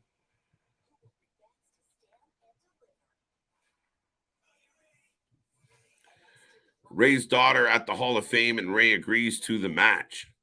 Oh, yeah, like if, yeah, maybe that's what it is Dominic goes to super kick dad, misses, and kicks the sister, and then Ray snaps. You can't hurt. You can't take out the daughter. You can't do that. I mean, that's got to be a line for Ray at that point if somehow his daughter takes a shot. So you got to be careful. Now that's where I'm like, maybe Dom does lose, because you got to be careful when you fuck with a dad of a little girl. I think Dom beats Ray at Mania due to Dom getting help from the new Judgment Day member. But who? Rocco. Could happen. Could be possible. Vicky Guerrero costs Rey Mysterio the match at Mania. You want to fucking superheat. Dom and Johnny going back and forth. I gotta admit. Excuse me. Good timing. I didn't even see you there. I planned it perfectly. Excuse me. Listen, lady, you're excused. Pause. Oh. But yeah, no, I would say maybe Rhea takes out Aaliyah because of, the way you work in that Buddy Murphy triangle, the weird swapadoo between them and the Mysterios. Dude, listen, that's still one of my favorite memes ever. You dated my sister. I took your girl. It's like, that's excellent shit. Yeah.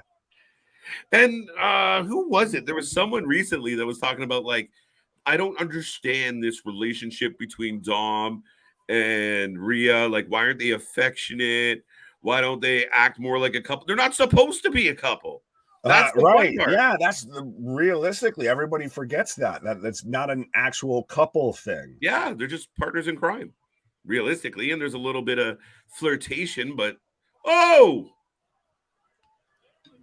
wow, this has been a fucking good match, folks. Well, it's we're getting ones and twos. Wrestling.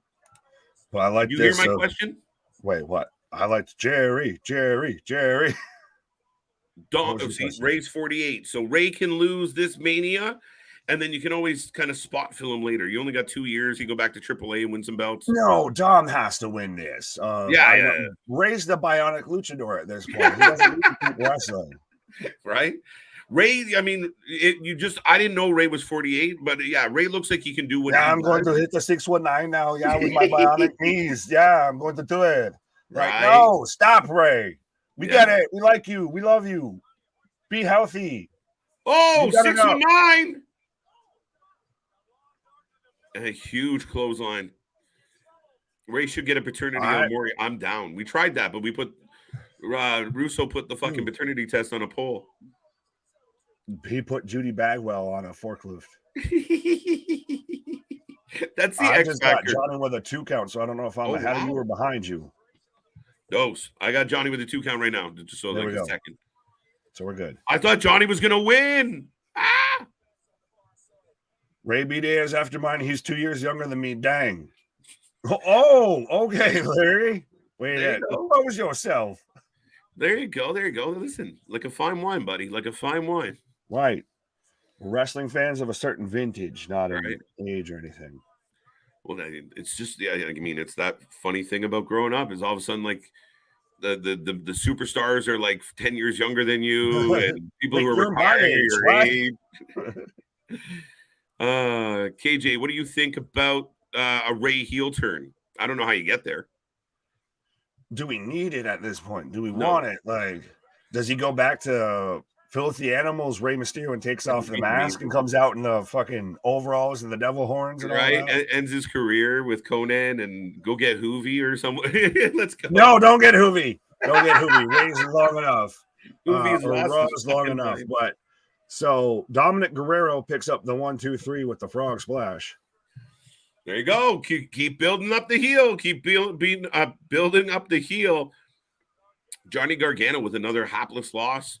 Johnny Gargano. I was going to say, what does this say about Gargano now that he's about to represent HBK against Waller? Like, everybody was excited when he came back, and he's done all of nothing.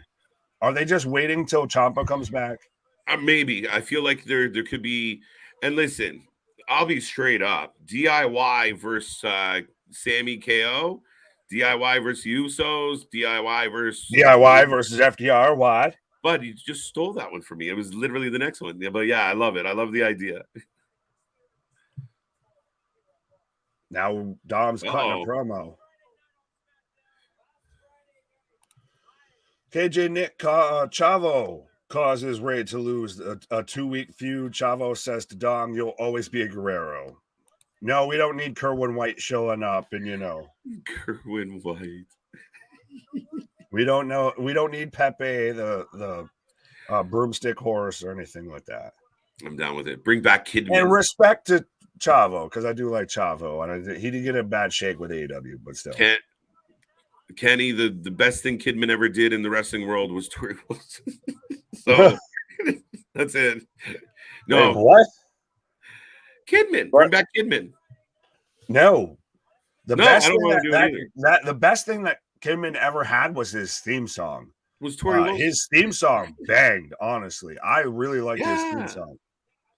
That was when everyone run if you want to. What? Yeah. I like it. Yeah. FTR isn't going to WWE. We don't know. They've come to an agreement as to what is going to happen come April. And so weird. I don't think you're saying stuff about for legal reasons and yada, yada, yada, if he's staying with AEW. I don't even think you do an announcement like that. If you're staying with AEW, you let people fucking forget that. Yeah. Kicked him out of the group chat. Who? What? When? Who? I don't know, but I apparently popped Jordan. But you think that DIY versus the Hot Topic Raiders, the War Raiders, would be good? Yeah, if you let the War Raiders go. If you gotta let them be the War Raiders, not Hot Topic Raiders. And Roman has his own private trailer within the arena. Oh yeah. Or no, his office. Sorry, I saw the white outside. I thought it was a trailer. Well, I mean, Roman should get something. Cody's got a bus. He's got the Lex Express, the Cody Express. The Cody Express. The Rhodes is on the road. Roads. Well, KJ's taking a pause on the Roads, but we've got Roman wants to exclusively talk to Solo. So again, we're breeding those little bits of dissension. Smell this. But like I said, if this reeks of Soprano-y type stuff of Roman's got Solo now as his exclusive, bodyguard. Yo, this is shady. Yes. And not Slim Shady. But it's going to be super interesting to see what Roman Reigns has to say, what happens tonight, because Jay's still kind of, like I said, he's the Michael Corleone in this whole situation, the Fredo almost a little bit. Or the Michael Imperioli, that's what I was trying to think of from The Sopranos a little bit when it comes to that, of just seems halfway clueless, but is still remorseful for what he did and everything. And Roman's just fully Tony Soprano, Don Corleone of this whole situation. Heather, what up? Bianca Belair and Asuka has a manager, and AJ Styles is back tonight from injury. Richard, I think that's hopeful thinking right there is what I think you're doing right there. But I will take a moment while we are in commercial break to remind you, fine, beautiful people, that we are the Wrasslin for Life Network. We are here covering anything and everything, whether it be WWE, hot, AEW, hot, NWA, hot, GCW, XPW, BCW, all of the W's, anything when it comes to pro wrestling, Christ, even some XFL and beyond. We're here covering anything and everything. We're the alternative commentary for everything. The wrestling channel, even the wrestlers watch. The wrestling channel, even people in attendance watch. So why the hell aren't you? And like I said, we're channel for fans, by fans, 100%. I started off just being like y'all. I know plenty of people that I've gone back and forth with, even in the chat before I was up here talking on stream. So let everybody that you know, whether you're in a wrestling chat room or you're, Bryce, we got a Discord, we got a merch store, we got everything for you. If you're in any of those, anything like that, you're on Twitter, you're on Instagram, you're on Facebook, be a friend, tell a friend, share the link. Let everybody that you know about us, because we still growing, we still keeping it moving. We're still just barely over a year and big things popping, little things stopping up to something. Season never sleeps. And we're still on the road to WrestleMania. I think we're about now just under 2 weeks, I want to say, before we're here pretty much all day here. We're just hanging out with y'all all day, talking wrestling, just having a good fucking time. So absolutely, folks, you know what to do. Hit the bell button, hit the bell notification. Goddamn. Hit the like button, subscribe, be a friend, tell a friend, share the link. Everybody, what? There. KJ taking a pause for the cause. Absolutely. Eminem makes spaghetti. No, his mom does. His mom does. That's what it is. Not M. What? Jordan. Solo thumb looks brown again. That's shady. Oh God, I'm broken. What's up with Saraya?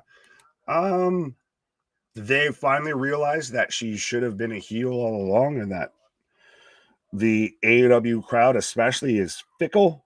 And for them being the crowd of, let's just all like pro wrestling. Well, if it's not, somebody that's spent X amount of time working their way through the independent scene to get there, if they went through WWE and then got there, then it's boo earns to them.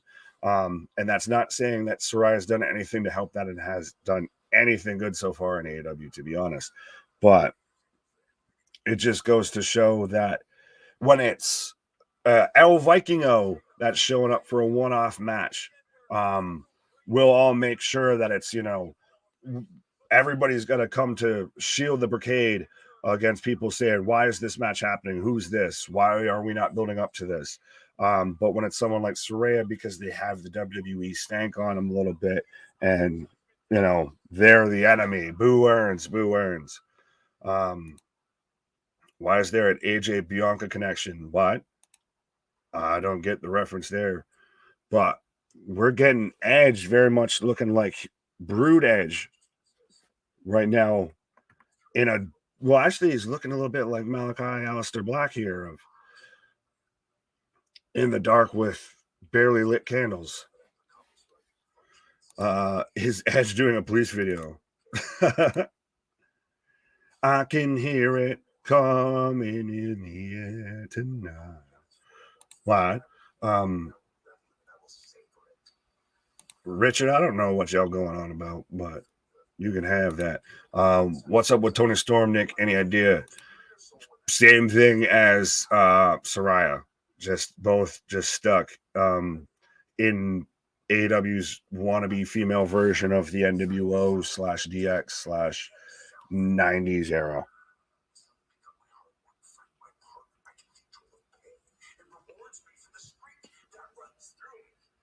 But Edge going back into like that mountain of omnipotence and like Judgment Day leaderish type Edge of that I wasn't a big fan of initially. So why do we need to revisit this? If you can only do this when you've got Gangrel and you're coming out through, the fire and everything.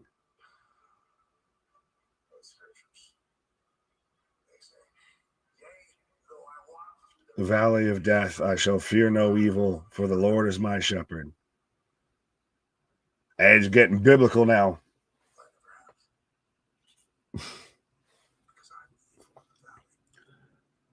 Fair enough. I'll give that as a good, end it right there with that. Edge saying, but I never have, because I'm the evil in the valley. I'll give him credit on that. That's a good fucking line. Oop.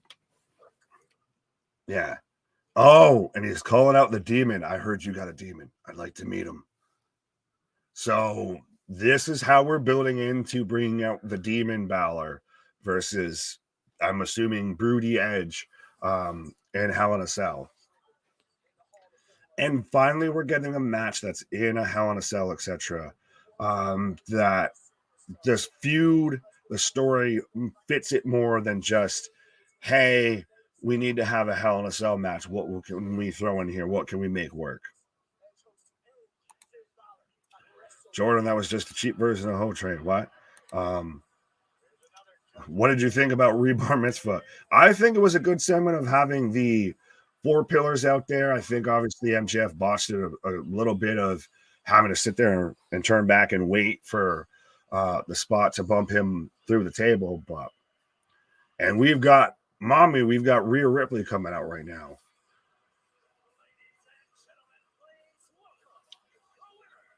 God damn, like, I will say this, and this might be a little bit of a hot take of Rhea Ripley does a little bit look like every like tough chick that like you find out's a sweetheart in every like teenage 90s, early 2000s movie. Like, I'm looking at you, probably like Coach Carter and shit like that, of the street tough, like gothy type chick that's actually like got a heart of gold. But she's been built up as the top female competitor in the company. Undoubtedly, like, it's pretty much become a foregone conclusion, I feel, that she's beating Charlotte for the title at this point. She's more over than Ronda, obviously, at this point. She's the earmarked competitor to beat Charlotte. She's got a bigger push behind her and more momentum behind her than Bianca Belair. So, where was it? So, thank you for joining us tonight. We have your wrestling covered all week long. Like, share, subscribe. Why? There we go. KJ speaking from the great beyond. I know no one has set to say this, but the main reason AW is flopping because the one guy who's actually over, they want to push him as a heel, MJF. No, MJF is a heel. You can't push that man as a goddamn babyface, I don't feel. I mean, I'm sure if he really, really fucking wanted to, he could try and make it work. But, I mean, you can't have the guy call himself the devil and try and market him as a babyface. He works way better as a heel. He's that Roman in that sense of he's the heel that everybody likes to hate. He's even Christ a little bit like with Rhea. Rhea's getting fucking cheers right now. She's the heel everybody likes to hate.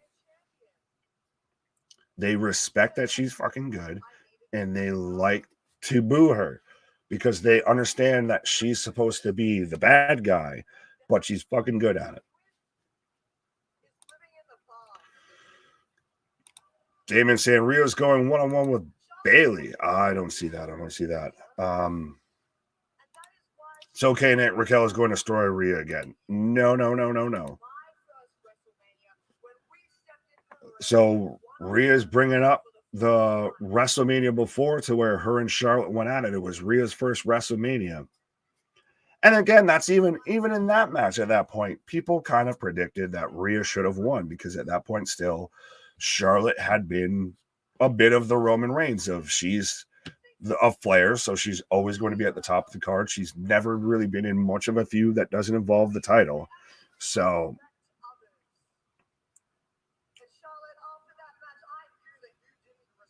and she's shouting out her, bringing up Charlotte saying she doesn't respect anyone.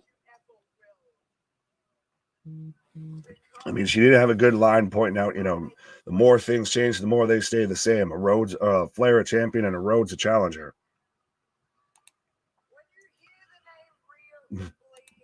Unbroken, you're not wrong. No one is over in AEW outside of MJF. Perhaps Chris Jericho because of his theme. That's it. You can't have a bunch of no ones chasing after the heel champion. That's a whole different conversation, though, JV, than what you were trying to have about moving MJF as a babyface. Yeah, cool heels always turn into faces. Most want to see MJF as champ. Most want to see him talk trash like last week. Christ, you wear his scarf. That's not a heel. It's past that point. Sometimes you like to cheer for the bad guy, though. That's really what it is. Roman's still a heel. You just like to cheer for him. Doesn't mean he's a babyface. There is still a difference. Yes, Raquel will, and that you can take to the bank. No, No, Queen Smiley is not beating Rhea at any point in time, I feel. Larry's just popping. Pause. Rhea, all right, that's a bit of a stretch of Rhea saying that Charlotte's washed. Like, let's be real here. Charlotte's still one of the top female competitors, not just in this company in professional wrestling, but I get we got to get this match over because Rhea spent most of her time getting the Ray and Dom story over, just being the backbone for Judgment Day. She's pretty much helped throw gasoline on the feud between Finn and Edge. She's helped throw gasoline on the feud between Dom and Ray. So now we've got to finally get to actually her storyline that I still say is a layup at this point if she's winning the title. I don't see them doing anything religious here. Fair enough.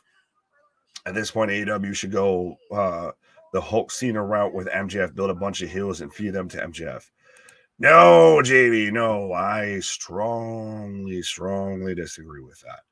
Yeah, you think that they can't build baby faces, so you think that they're going to turn the best heel in the fucking game right now into a baby face and think that that's going to work? I don't agree with that at all. As now we're getting Bailey coming out, and well, we've gotten all of Damage Control. And has Damage Control not come hot out of the gates and then just quickly diminished? Bailey's pretty much just gotten jobbed out the entire time, I feel. And now we're going to just feed her to Rhea Ripley when she's already tied up in the Lita and Trish feud. I would have even liked to see Lita and Becky versus Kai and Sky, and then Bailey versus Trish one-on-one instead of having the 6-woman tag match. But I feel like they've been done a disservice ever since they've came back at SummerSlam, I believe is when they came back. Who in the company has cheered more than MGF? I'm not disagreeing with you that. I'm saying that they shouldn't try and make him pull out babyface. No, they shouldn't. They flirted with it. It was a bad idea. He's naturally a prick. Let him be a prick. The idea of like toiling with the things you already have. I mean, there's a lot of baby faces that get huge pops, Darby being one of them. And I think Unbroken just said that. There is a lack of strong baby faces in AEW, but there's a lack of strong characters in AEW for the reasons of bad booking, of spot booking.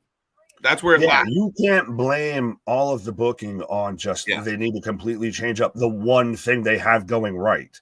Yeah, and I think Excalibur's point was kind of close as far as there's certain wrestlers that transcend bad guy, good guy. Some of them are just heelish, are heels as themselves, and fans will buy their scarf and get behind them, but they're still a heel at their core. They got to be true to who they are. That's why I said the Logan Paul thing didn't work until now. Fair enough. And why is this? And I do, on a quick side note, I do like that they cut quickly to Adam Pearce, sending out a referee to make this actually official of this. The wrestlers don't book the show. There is still at least some sort of a figure that books the show of fine. You want to have a match? Ref, go take care of that. Go. There we go. There you go. All right, folks, we got an impromptu match between Bailey and Rhea Ripley. Take your pick now. Let me know. And there's no way Rhea Ripley is losing this one. Yeah, but does this not go to what I said while you were on your pause there, sir, about how Bailey and Damage Control has been done nothing but a disservice since they've gone back? Yeah, I mean, I think that Damage Control was one of, that was Hunter's first big, I'm here, and he popped them up early in SummerSlam, and we thought, okay, cool. This is really cool. Love Io. Love Dakota. Bailey's awesome as a heel. She was probably one of the best female heels, or one of the better heels in all of the business for a while. And since they came back, they just lose, go under, lose, go under, lose. So, yeah, man, it's a tough shout.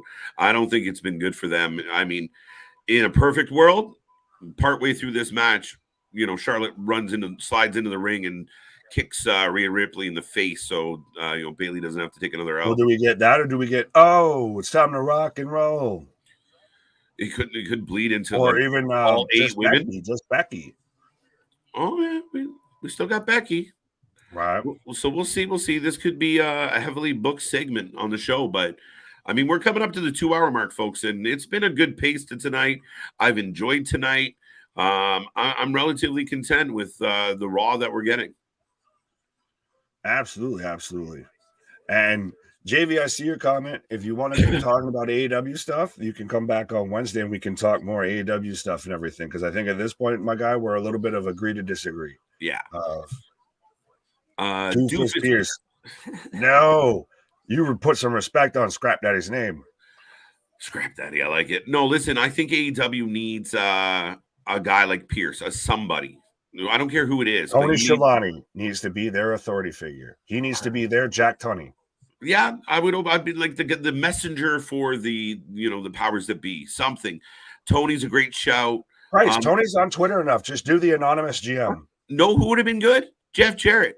Less wrestling matches and more just being a dick boss. You know what's funny is I saw someone say, I think we might have touched on this before, about how Jeff Jarrett's actually a fantastic signing for AEW in the sense of look at how he's now got a multi-date tour in Canada set up for AEW, how they're booking a lot more shows in Canada. They're traveling all the way from California back across the U.S. House shows have returned. Right. Yeah. Well, it started. That's the first time they've ever done house shows. I agree with all of the above. That doesn't mean I have to watch them every week on my TV. Touche. All right. Tabernac in Canada. Have a good night. Have a good night. Rest up. I like Dakota. Dakota Kai go on her own. Eventually, I think she can. No, we already addressed that. Jeff Jarrett. No, yes. WCW. That's awesome, C Money. Nice catch. I like that one. Walk right into it. That's that's kind of what I said. Oh, no, hell no to Jeff Jarrett. What about Eric Bischoff? Well, I think Eric. He said no to that. Well, I think the problem now with Eric is that we saw him in the early days pop up a couple times on AEW, but I think Bischoff went the Cornette route and thought, I'm going to get a podcast and I'm going to start saying some shit and people will tune into me. And so I think he's out of favor with AEW right now. Well, yeah. Well, I think there is a bit, I think that, and I'll say this begrudgingly, that there is a bit with Bischoff that he says that I agree with. Yeah. It's a little bit of at times. It's again, Bischoff always feels a little bit like a grifter of a little bit of I'm the man that says controversy sells. You kind of anticipate at times he's going to just say some things just to say some things. But he does bring up some good valid points every now and then. Just on a quick side tangent. Right now, Bayley and Rhea has kicked off, folks. If you want to get your prediction in, do it. Bayley is in control at the moment. Bayley's looking good. Rhea's looking good. Up. Shuts her down. But, folks, back to that quick point. I think for me, Bischoff kind of says what Cornette says without being as entertaining. That's my take. I like Cornette will fucking pop me, make me laugh. And again, I mean, I kind of started podcasting because I wanted to rebut the fact that Jim Cornette hated AEW and I thought he was old, stupid, and full of shit. And then I listened more and I realized maybe not. And you either die a hero or you live long enough to see yourself become the villain. Exactly. Is that what you were trying to say? Yeah, pretty much. So yeah, I think Bischoff's good. I mean, he's smart. He's not a dumb man. But I mean, and I have trouble with Conrad at times. Conrad, well, he's like salt on a dish of it's just always expected to fucking be there because Conrad shows up on anything and everything. You never really notice it. You never, I guess, expect what it quote unquote contributes to the show. People say it does, but it's just always kind of fucking there. Yeah. That's Conrad. Big knee followed up by respectfully. Yeah, I mean, it just sounds like Ain't trying to act like I'm big shit or nothing, but well, whatever. But I mean, he's slow. But KJ Nick, you think Seth is self auditioning for the yeah, maybe. no, he already got it in the little hype video for Right, WrestleMania. there you go. He got it. He got his cameo. He is Seth Joaquin Rollins. Rhea is phenomenal. Like the look, the like everything. Like they just like the low kidney shots. But they're both kind of heelish, so it is a bit of a weird booking for me. But I'm a fan of both of them, so I'm fully fine with it. Yeah. And it hasn't lacked appeal with this match. Not at all. Well, and that's the thing is, Bayley can go. Like Bayley's a former double champ, and they have her out jobbing on every fucking match. Yeah, I think that's been one of the disappointments with Bayley is that she's managed to find a way to lose constantly. And this was a woman that barely lost for a long time. And now you put her with two young and up and coming talents, and she can't catch a win to save her life. But the talent that she's riding with is the one that catches the wins, while Bayley still can't. So this is very right. So back into the hey, that's all three of them. And goddamn, they're all coming. I need that bag of popcorn. Let's go. That's what. Well, if you're watching Monday Night Raw and you're gonna be here with us watching WrestleMania, get yourself that size bag of popcorn. Strap the fuck on and strap the fuck in. No, that's what you're gonna need to be hanging with us on as a WrestleMania weekend. As a popcorn enthusiast, I'm jealous. Yeah. Well, in Canada, you probably got like THC, vitamin enhanced popcorn and everything. Yes, that is a thing. Of course you do, you asshole. It's a thing. Again, you can make your own. Get yourself some butter. It's fucking wonderful. I highly recommend the infused popcorn. Is use vitamins responsibly, folks. If you season it well, you don't even know. Hashtag so not sponsored. Just don't leave it on the coffee table and not announce what it is, because then you'll have somebody staring at the wall or trying to lick it. Well, Jimmy's out there with a handful, and you're just like, oh, shit. Strap on and strap in, kid, because you're about to have the greatest night of your life. I'm gonna put on all the fucking cartoons you want to watch. Right. Fucking every time KJ babysits, the kids just sleep the whole time. He sleeps like a fucking angel afterwards. Slept till Tuesday last time. Conrad, all of his food, he cleaned his plate, and he slept through the fucking night. It was a godsend. I had to stop listening to Cornette years ago. Way too negative.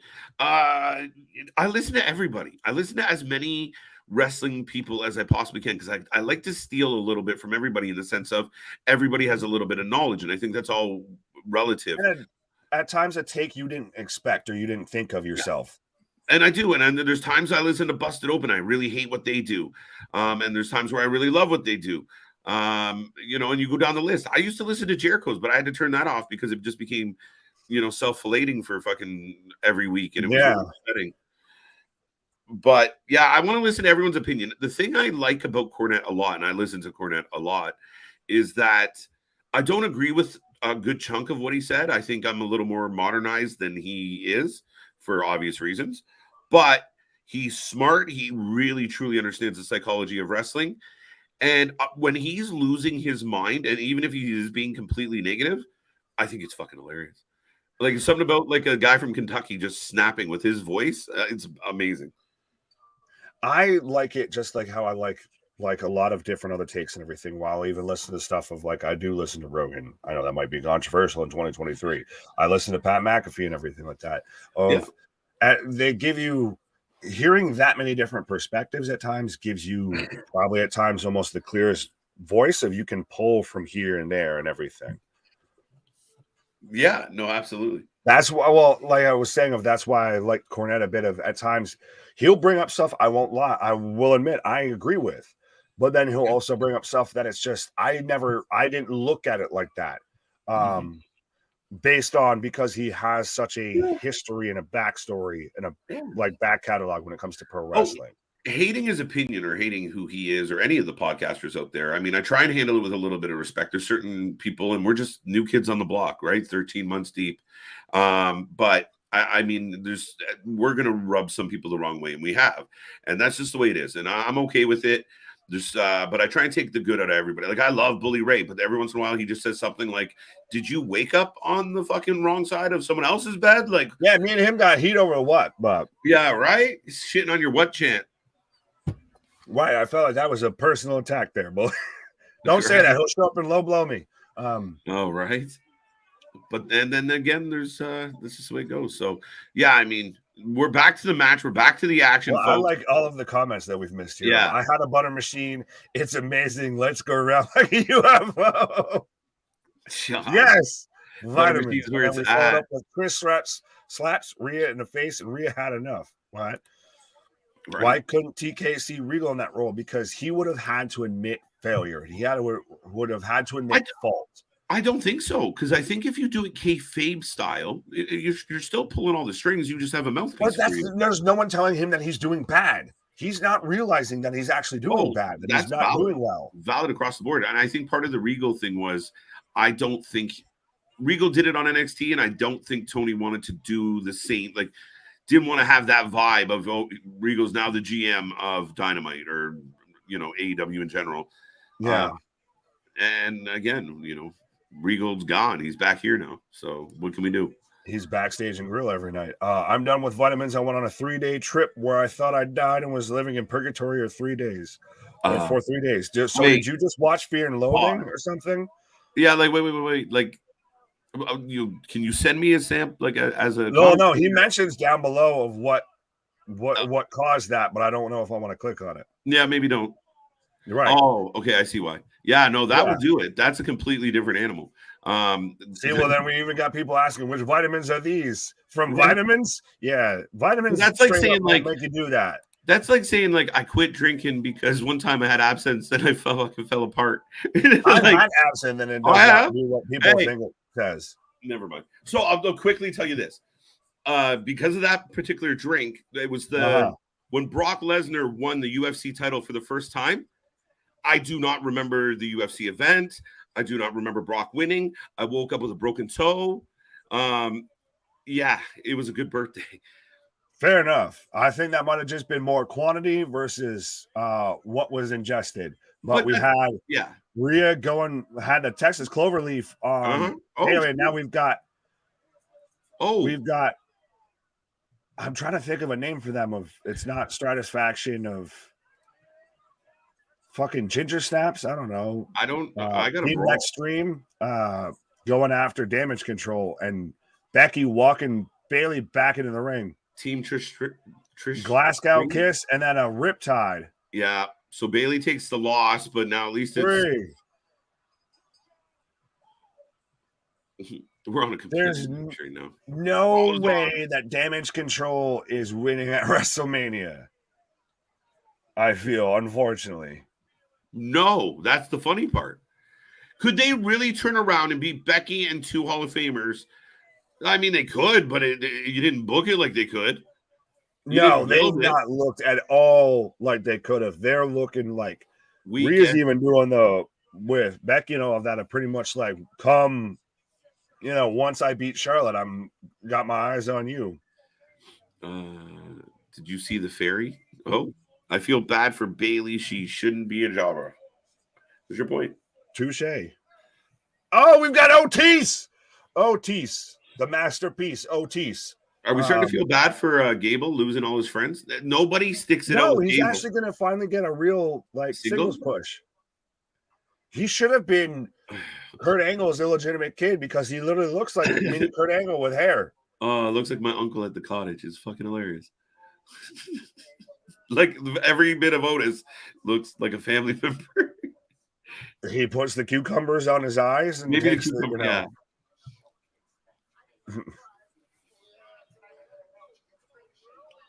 Let's get rolling. God damn, Maxine's outfit is fucking painted on.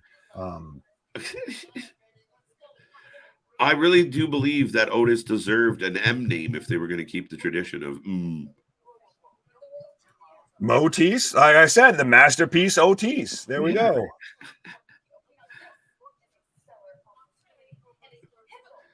I think people completely overlook Maxine, but they shouldn't. It's not hard to. She kind of, well, especially with what she's wearing, she does resemble wallpaper a little bit. But been there, done that, Dave. I think that's why. Little bit. Right? You don't feel like we visited the Bailey Becky thing a little too often? It's kind of like we're running into the same problem with Belair. Like you couldn't do Belair Becky again, unfortunately.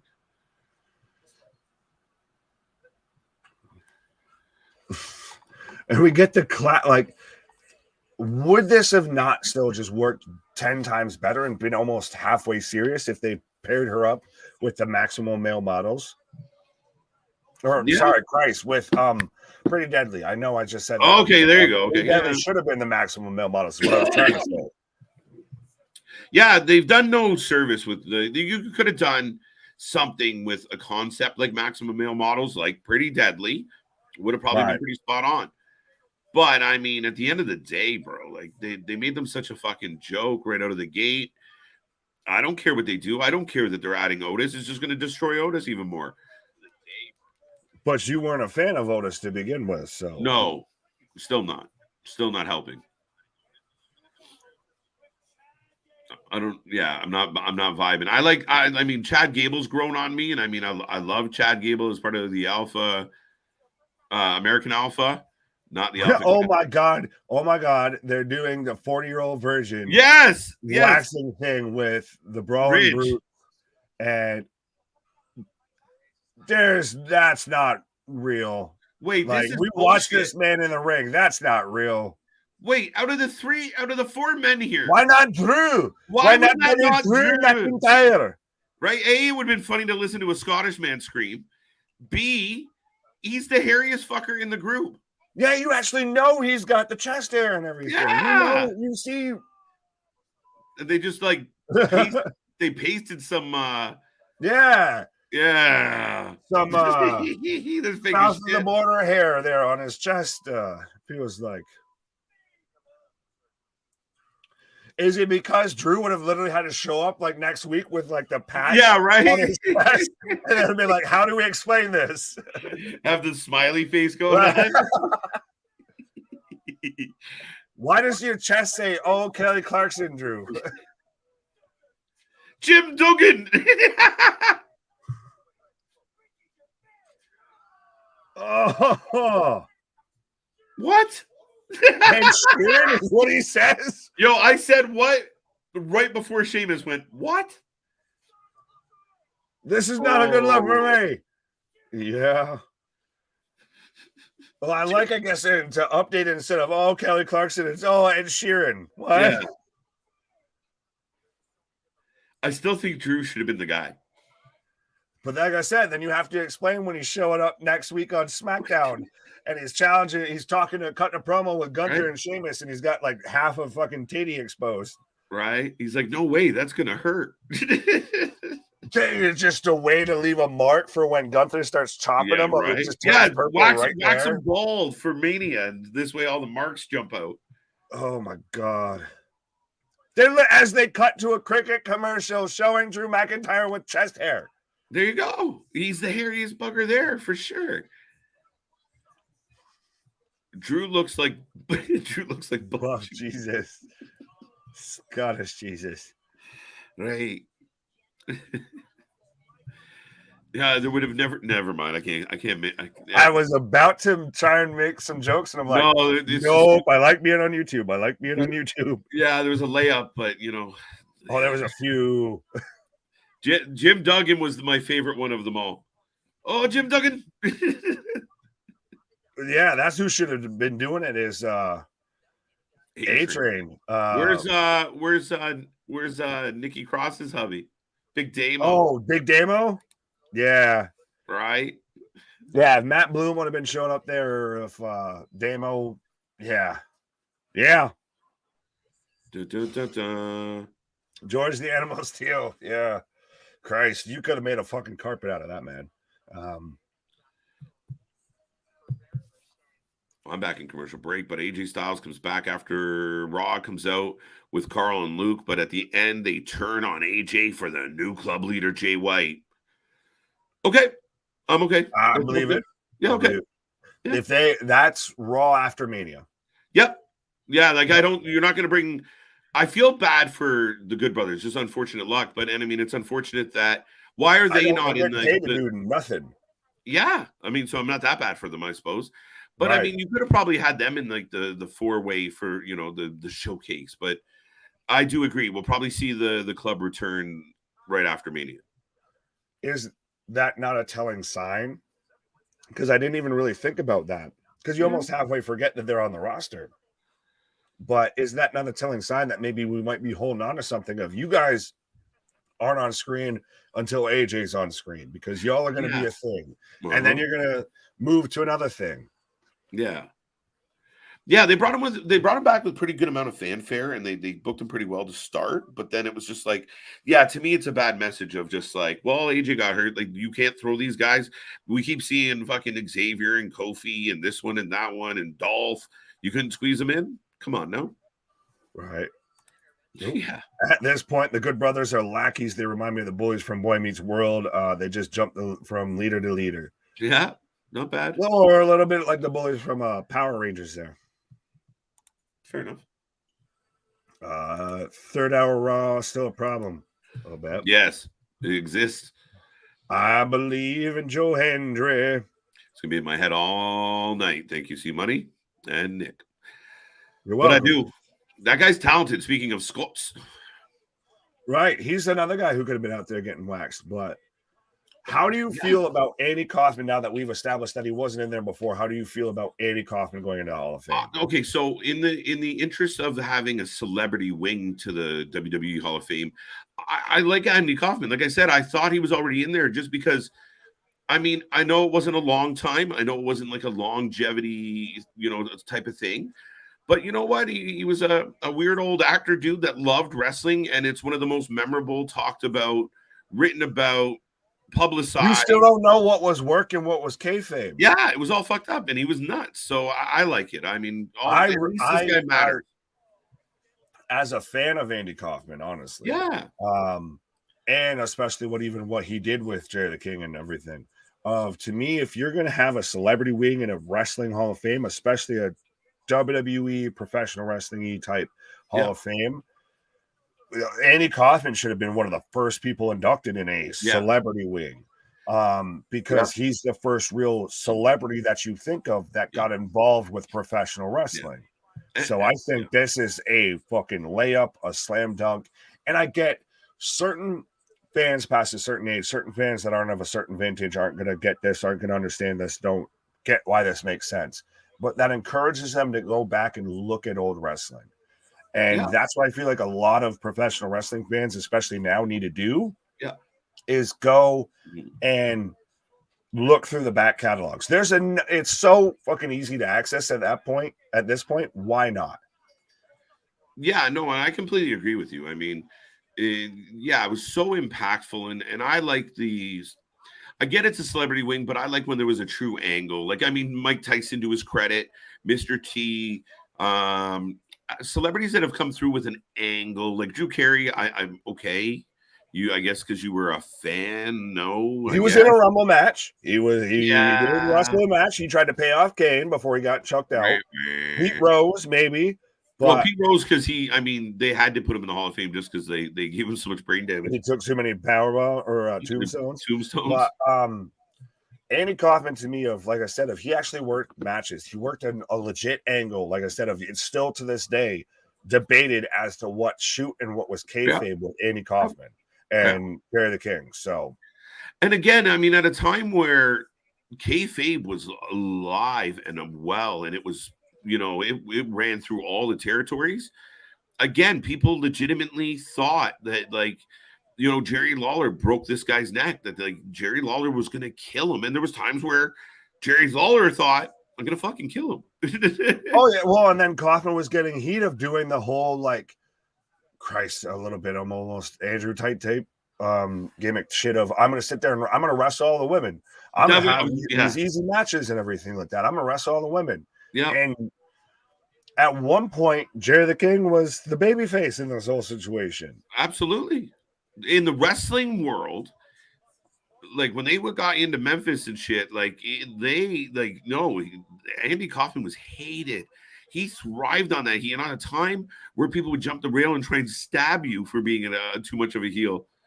Whew. Well, and still, you can even ask Cornette and everything like that. Speaking of how we talked about Cornette earlier, but even Larry brings up a good point of Lawler took that seriously. That means that whole time means that much to Jerry the King Lawler and to Memphis wrestling and to professional wrestling in that era, that Lawler was going at Jim Carrey on set when they were doing Man on the Moon when they were filming that.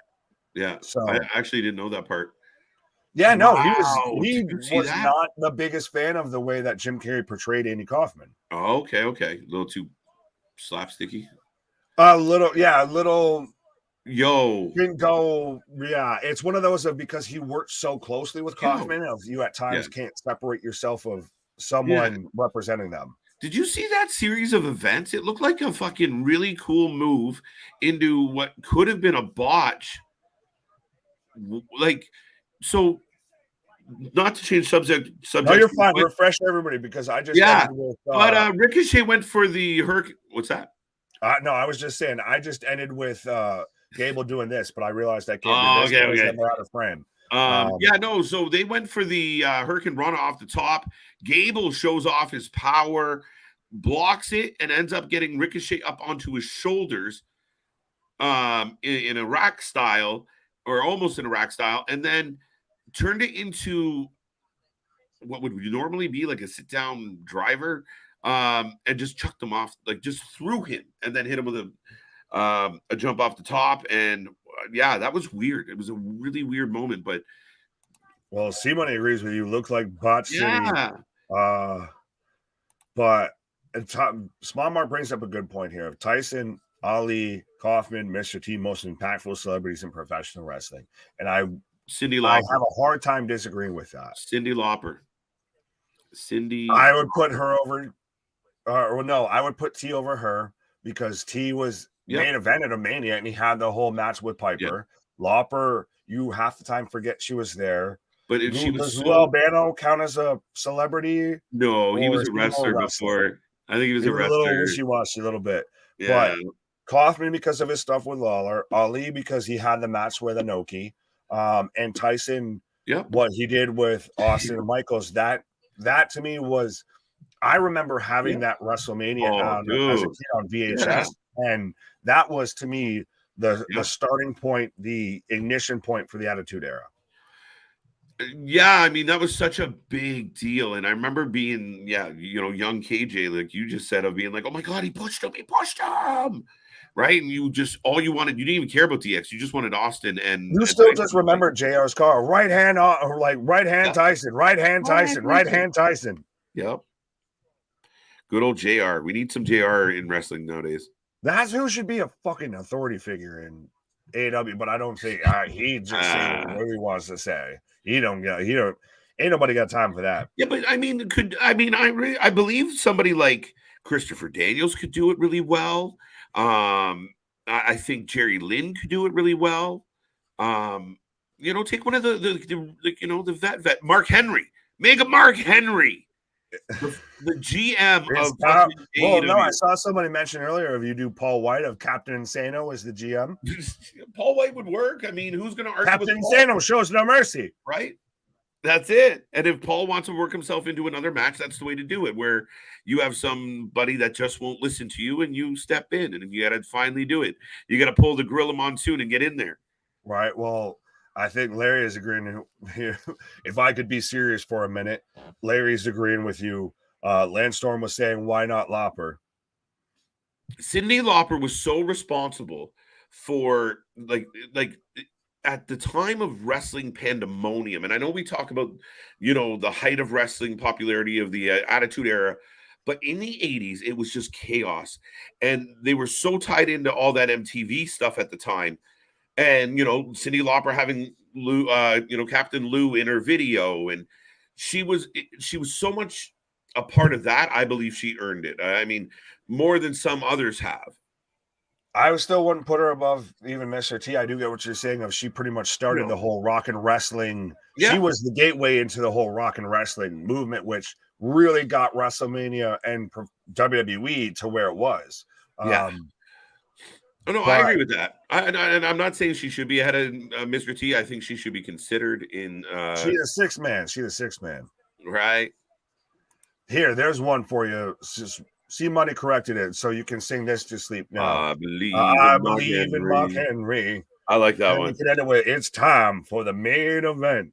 Imagine Mark Henry was that guy, the authority figure on Dynamite, and then he would. They could clip back to the GM and say, it's time for the main event. Like he has his own little stick. You'd be scared every time that man's wearing a salmon suit jacket. Right? But you'd be like, oh, shit. He comes stomping down to the ring and says, listen here, and starts poking MJF in the chest. Boy, don't get the ass kicked. What? Yeah, boy, don't get the ass whooped. You want to run your mouth? I got a challenger for you. And then, right, but by the way, we do have the great Irish wrestler, a day late and a dollar short, was St. Patrick's Day of Ricochet versus Chad Gable. So if you haven't done so already, give us your predictions. I know we're talking a lot, but this has been a very entertaining match. Are you taking Gable or Ricochet? Gable. Fine, I will take Ricochet. Oh no, yeah, okay. I'll stick to my plan. I forgot the storyline. I think if I made a bad choice, but I'll stick it out. Well, Gable, like I said, it seems like he's already lining up for a singles push. I'm just envisioning Otis fucking this up. Otis, the masterpiece, right? Ever. Ricochet for the win. What about Zeus? Is Zeus not in? I feel like it's Tiny something. I like Tiny. Yeah, Tiny Lester Jr. I think Zeus is in there. I want to say. I think he just went in there has to be. Recently. Someone's going to be like, no, he's never even been considered for it. I'm like, God damn it. Yeah, fact checkers confirm that. I'm pretty sure Tony is in there. And I mean, he has to be. If he's not, that's one of the biggest travesties of the whole situation. Because, I mean, Tiny, Zeus, Debo. Man, how can you not? I'd be tucking in my championship belt if Debo's not in a Hall of Fame. No, absolutely. There we go. I wanted to say it, but I didn't want to say it wrong. Z Gangsta. Yes, T's and P's. Gable for the win as he gets a 2 count. Ricochet for the win. Ricochet for the win. Whoa, big kick out. But yeah, I mean, now we've got Maxine checking on the cuticles of Otis. There you go. Here we go. This is where we knew it was going to happen. Ascension. Smelling this. Yeah, here we go. So we're getting walked away by a pretty lady. Speaking of getting walked away by a pretty lady, I guess KJ might have been getting walked away like Otis there. As Ricochet with the sliced bread. Ricochet for the win. He teamed with the see money. We're not gonna talk about that. I get it, but the name's a very bad name. Shooting Star Press, or as KJ would call it, the 70 Rich from Ricochet for the 1, 2, 3. And I pick up the win here, and so does Ricochet. After the distraction of Otis is getting walked off by another pretty lady of Otis just apparently seems to have that charisma, that that one friend that you always see in all the movies that, you would never expect to be picking up chicks, and he's just got all the honeys swarming around him, but he's walking off with Maxine Dupree making sure about his cuticles of after he just had the manicure and, the sauna session. But so Ricochet picks up the win as we're heading into the random fill out the card 4-way tag match. And we've already got the image up, and damn, that looks good. We've got KO and Sami Zayn versus the Usos for the undisputed tag team championships, and still to me should be night one main event, even though I think you could bookend night two of you start off with that of, suddenly the walls start closing in on Roman as he's heading towards the main event. And imagine, say, if even Roman's the one that actually retains after the Usos lose. But we're still hyping it up. We've been hyping it up all night. We even had it in the thumbnail, anything and everything, folks. We've still got Roman Reigns to appear, to come out and address everybody tonight. Damn, with him eating too many losses. Yeah, a little bit. But I've got Bianca Belair coming out right now. Curtis saying Ricochet, yes. Another celeb athlete for Hall of Fame, Lawrence Taylor. Touche, he would, we're now moving down the bench here. He'd be on the roster, I guess, if he'd be in that consideration. I mean, his match with Bam Bam, that's really the only mention that you would have for him being in the celebrity wig. I would almost put Pete Rose over him. If Pete Rose at least took a couple pile drivers.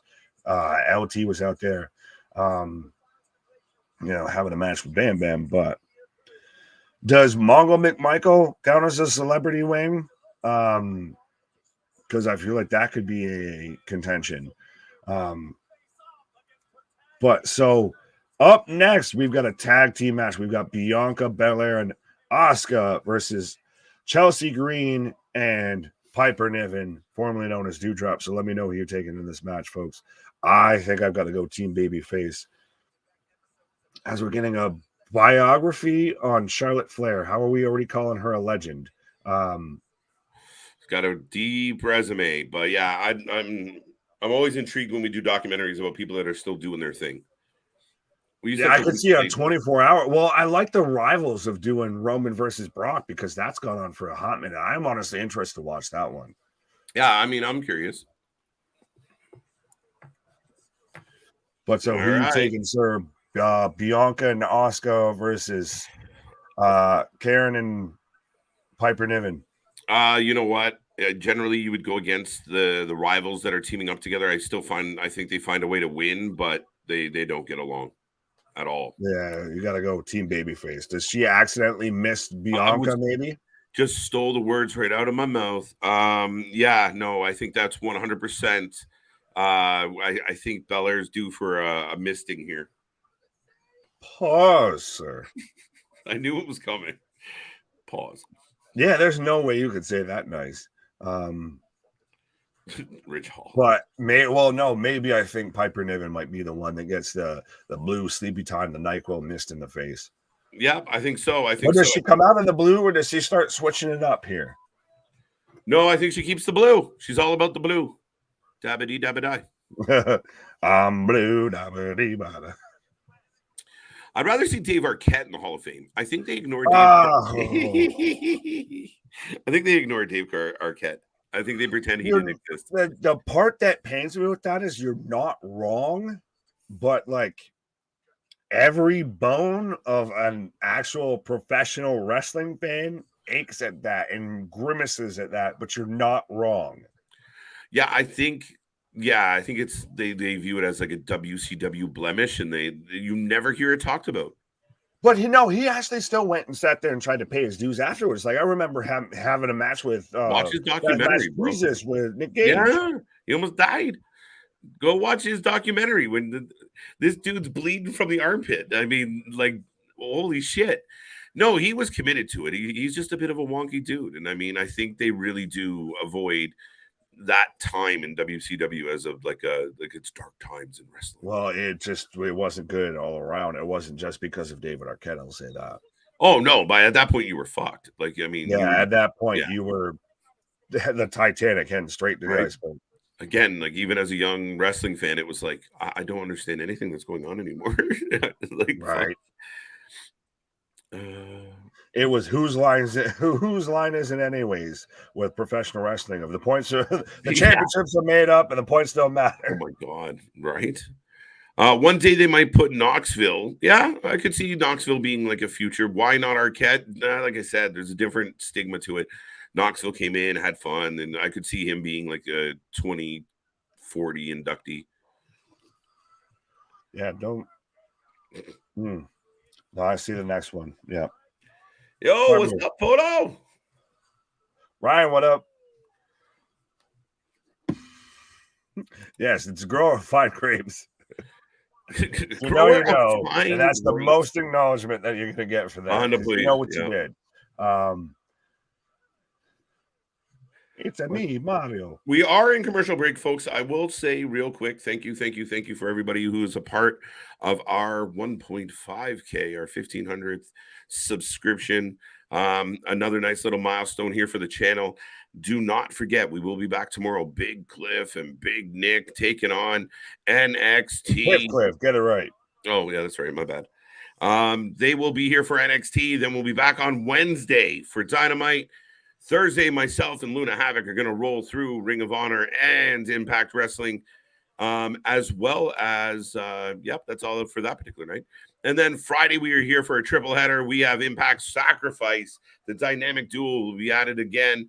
SmackDown, Rampage. It's going to be a good Friday, folks, and we got more coverage coming your way. We got more things. We've had 3 shows, almost 3 out of 4 shows that we've covered. We've had a member of the Wrasslin for Life network at one of those shows. So that's pretty cool. Facts. Absolutely.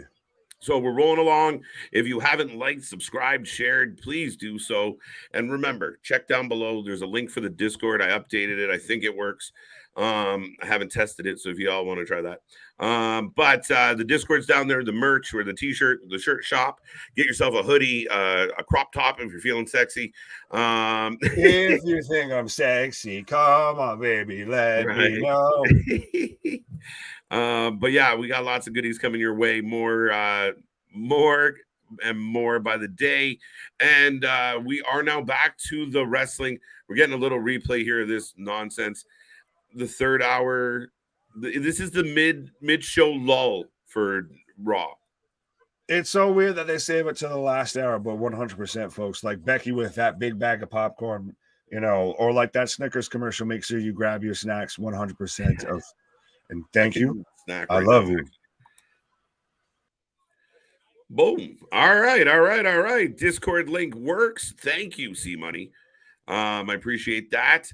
Right now, I got Asuka coming to the ring. She's going to team up with Belair tonight. If you guys have a prediction on that, please let me know. But we're rolling along. It's going to be about another 30 minutes here, and we'll see how this goes. We're still waiting.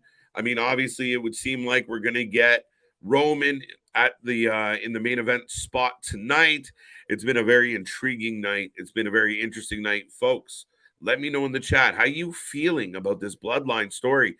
I'm roped in, man. Like, I'm enjoying this, and the back and forth. Jimmy speaking up, going against Roman, then Jay having an uncomfortable demeanor and saying what he confirming that I'm here, I'm with you, but Roman seeming skeptical. Roman wanting Solo by his side, Solo all by himself, the lone Solo. So we'll see. And overall, I think tonight's had a good pace. We got to the 2.5 hour mark pretty well. A little bit of a lull here in the third hour, but as we know, we've consistently bitched about 3 hours of Raw. But get your predictions in on Carmella, Piper Nivens against Belair and Asuka. Thank you, Damien. Love it. Big backflip. KJ, William the Fridge Perry body slammed an NFL opponent during a game after that Rumble. I feel like I knew that, but thank you, Larry. I feel like I've heard that story. Some people prefer raisins, cherries, berries, and other stuff, but some people rather just want grapes. I don't even know. JV, I went on a break. I went on a quick break. Yeah. I don't know where that. Pete Rose would just hawk his trophy for a few poker chips. Oh, Pete jokes. I love them.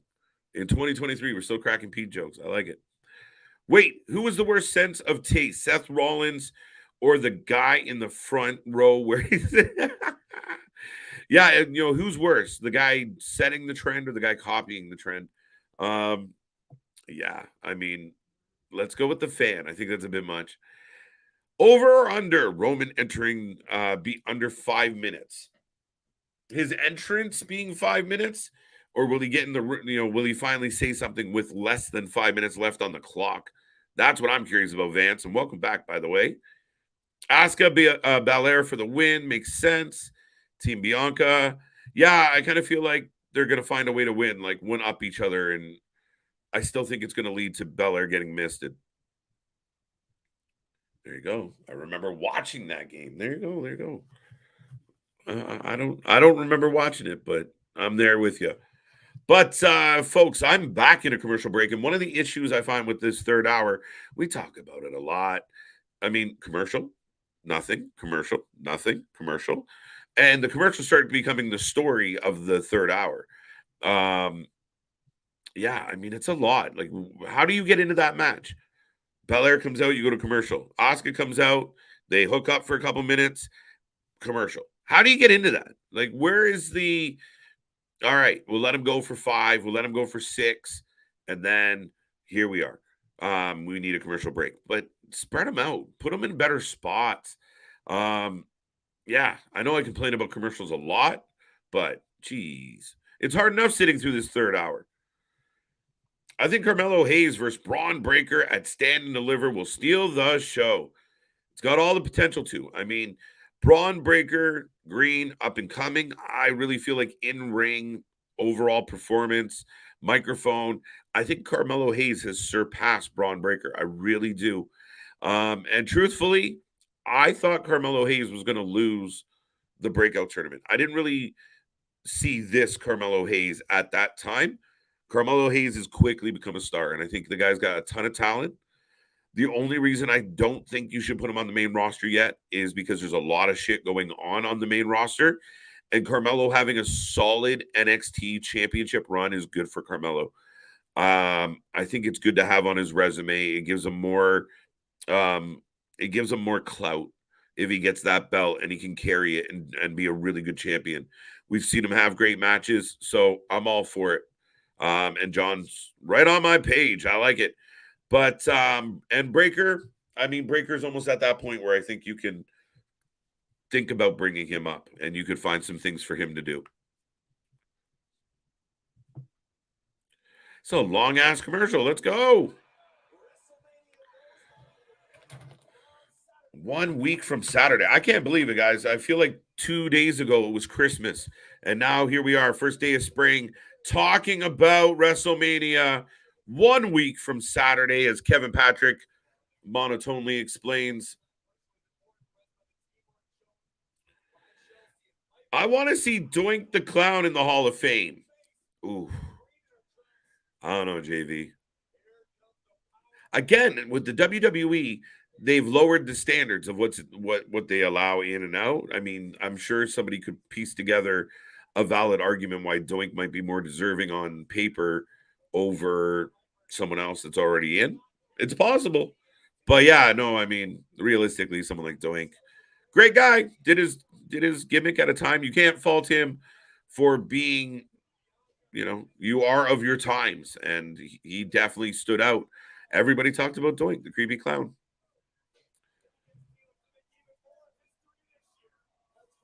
Belair with the slam, spinning the hair, going after Nivens. I want to see. I clicked that one twice. How is Santa Claus and the Easter Bunny not in the Hall of Fame? Right? Why is the Gobbledygooker not in the Hall of Fame? Breaker needs a Heyman.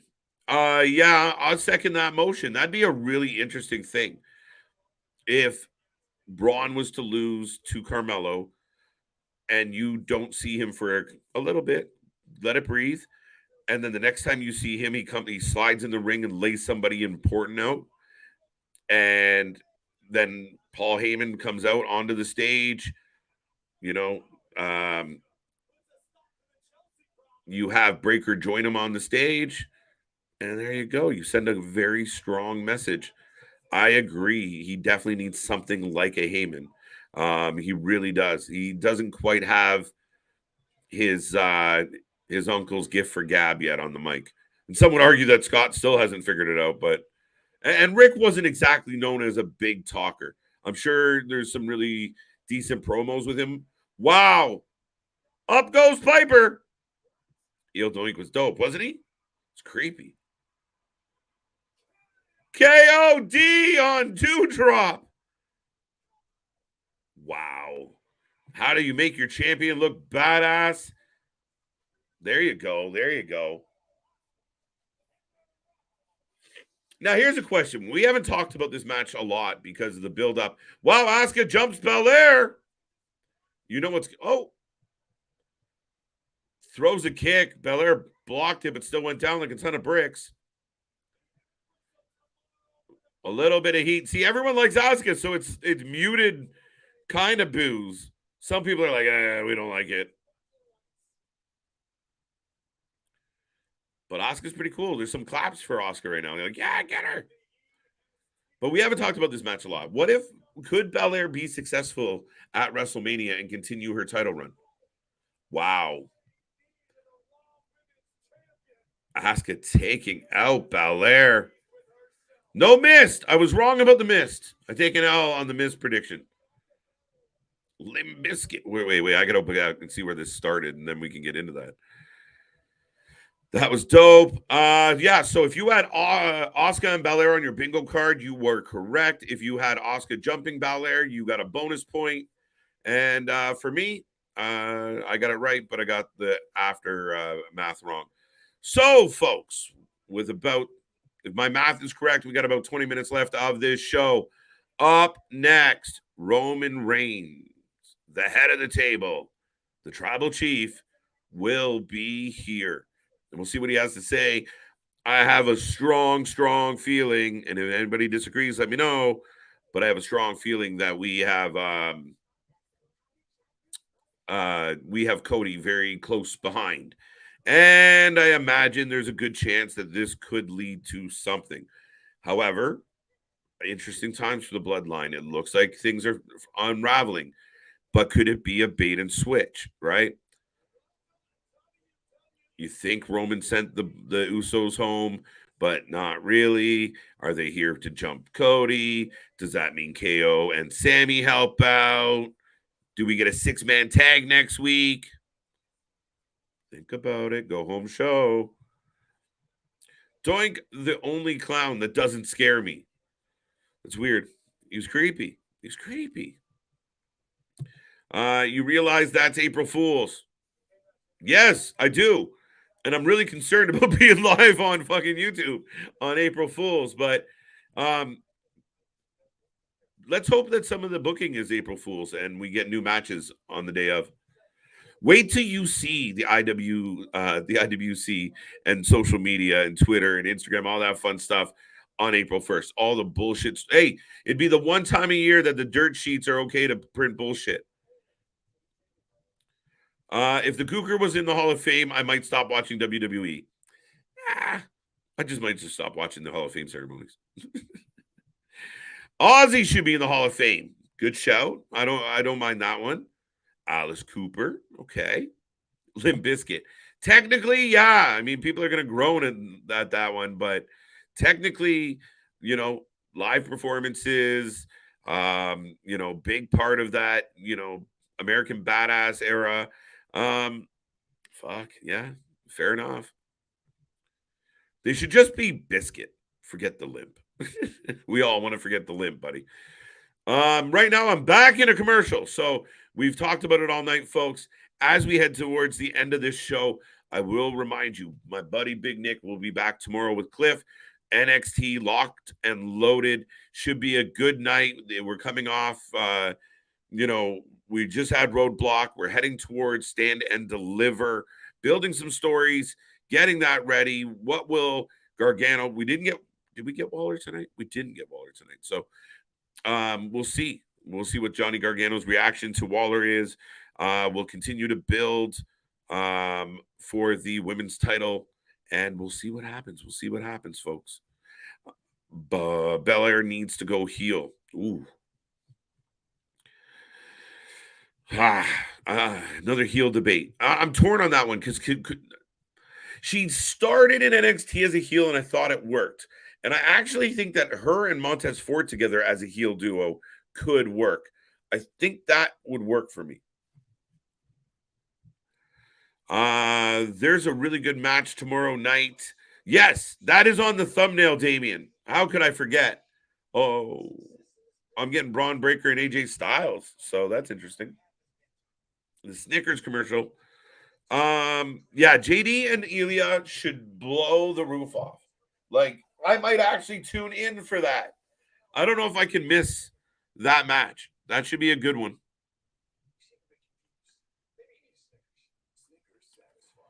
Motorhead, if we're talking bands, is Motorhead in there? Maybe. I don't know. That's a good shout, though, if they're not. Maybe they need a music category if they don't have one. I mean, Snoop's in there. Oh, next week we're getting a weigh-in, and we all know how well wrestling weigh-ins go. Right, Cody? Keep Cody Rhodes a mile away from this weigh-in. About 5. Floyd Mayweather. Okay. I could see Floyd getting a little bit of love. Not first time Mania on April 1st. No, not at all. Might as well add just add salt and pepper. We've had MGK, Skylar Gray, Oh, he is in there. Never mind. Japan about to break Mexico's heart. Japan's a strong bet, buddy. That's the thing. Japan always shows up ready. Run DMC. I.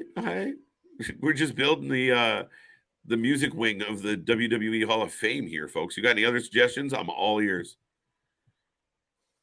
I mean, do we put Creed in there just because Nick can't stop singing the song? Joan Jett. There you go. Dennis Rodman. Oof. Carl Malone. Dennis Rodman. Wow. Yeah. He was in the NWO. All right. So this started about 20 minutes left. We've killed successfully 6 minutes so far, guys. If you're keeping track at home, big entrance, just solo, Paul and Roman. And if you look at the shirt Roman's wearing, it is Roman and Paul. That to me is foreshadowing at its finest. Florida. I like it. Well, just anybody that Papa Roach and NF, anyone else that sung a song, anyone else been present? Solo dressed and ready for a fight. That is a very valid point. I feel like he always is, though.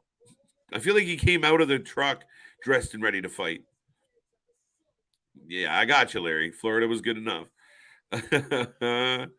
Hashtag Bailey deserves better. Yes. Hashtag give Bailey a chance. Chris, you're not having too much luck with one of your faves. I mean, she has not been put in a good place. I don't know how you would have her team, Damage Control, win at Mania without it being like a flat finish. People being very like, eh?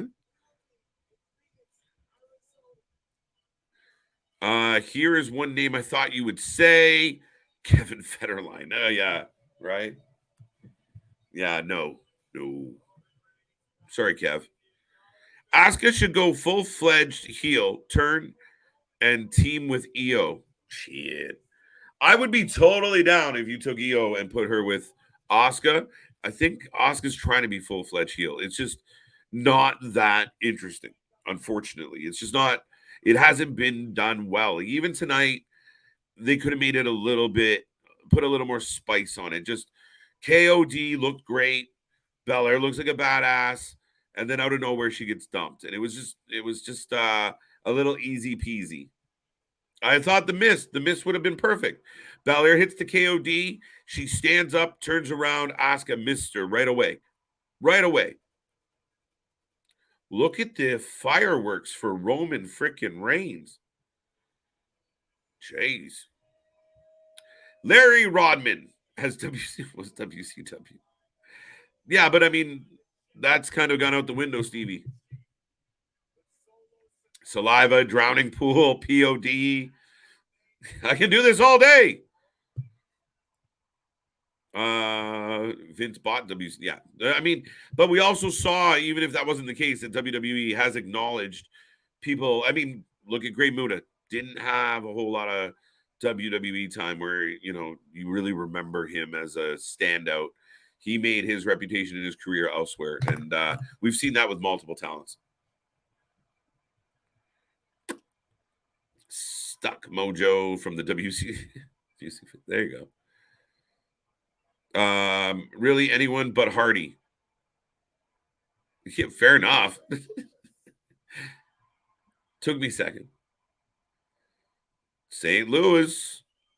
Shout out CJ. Acknowledge me. Larry, correct, but still doesn't make sense. There you go. Uh-oh. Wrestling has more than one royal family. So Cody says, I'll acknowledge you, Roman. So we wasted no time. No time. Bad Bunny. Yeah, a little early for that one.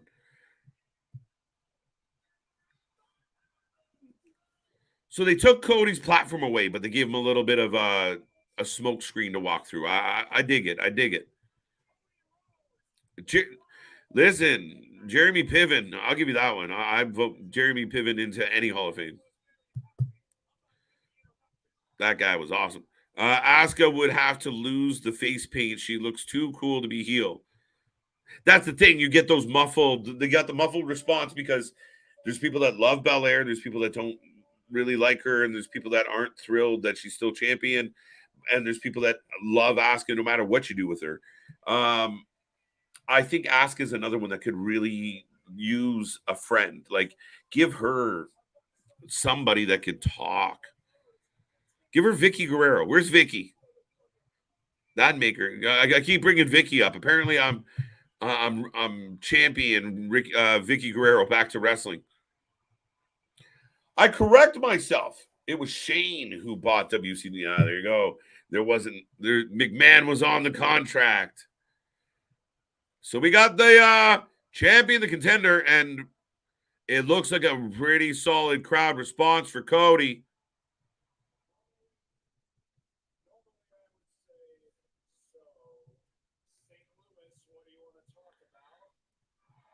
And Cody got himself a shtick.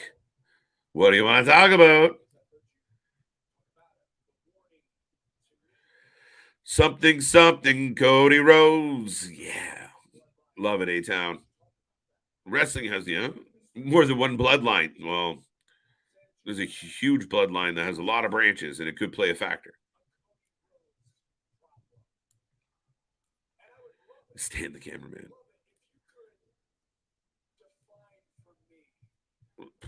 The list gets deep now, folks. Well, oh, sorry. I'm focused. Stay with me here, folks.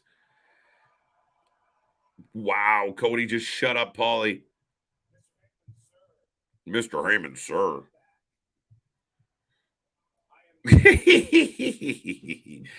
Yeah, no.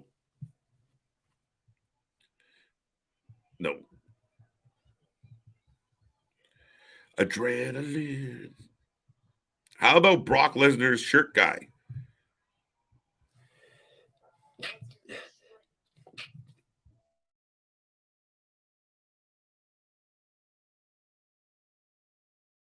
Did I mention I'm live? Wow. I think he's already Kid Rock. Yeah. There you go. There you go. Interesting. The last couple times we've seen Kid Rock around wrestling.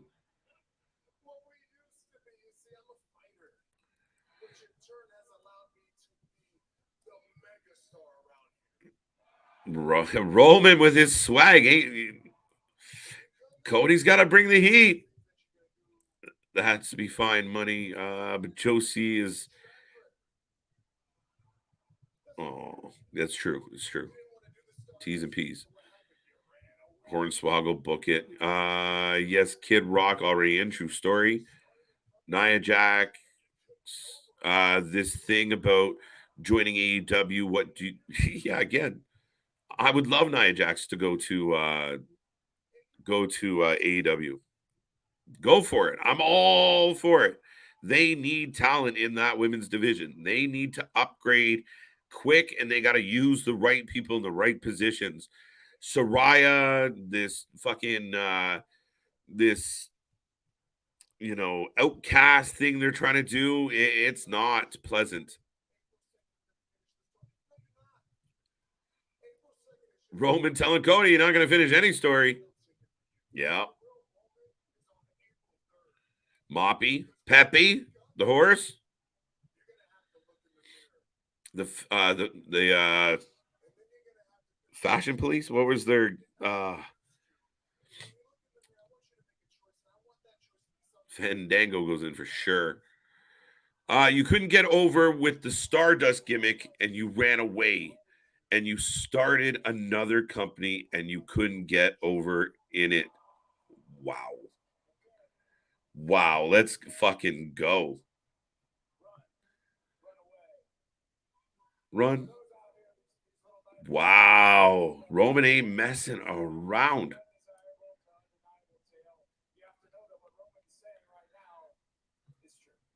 Wow, what Roman is saying is true.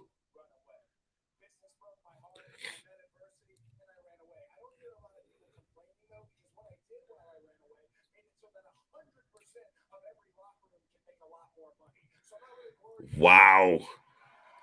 There you go. Good response, Cody saying, I make locker rooms more money.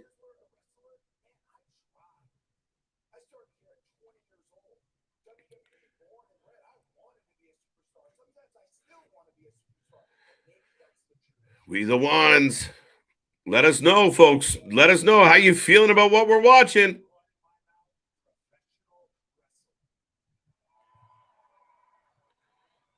Yeah, that's I like it, Nick. I like it. Perfect.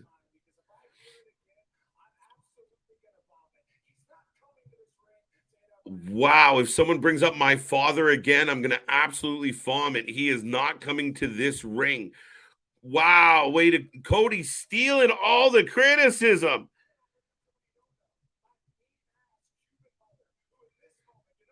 Now he's talking about his mean ass Cuban mama. Cody.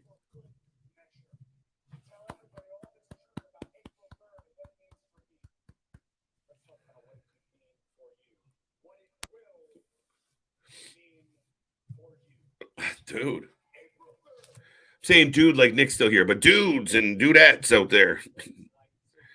But did Cody really? Let me go back.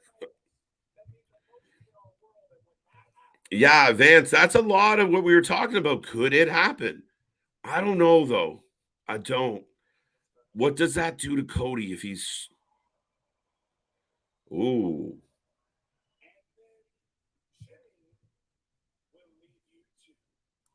Telling him everyone's gonna leave him. Setting up the Denzel.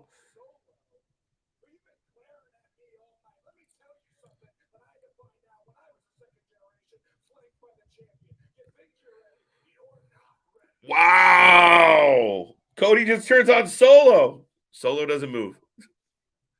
Just told Solo he is not ready. Dude, it's fucking mint. That is money. That is straight money. Absolutely beautiful, Nick. Roman. Beautiful. Put that on a fucking t-shirt. A Roman without any more reigns. A chief without a tribe. Whoo. Whoo. Let's fucking go. Listen, it feels less workshoppy, C Money, but he worked it hard. And wait, what the fudge? Yeah, I said fudge. Get over it.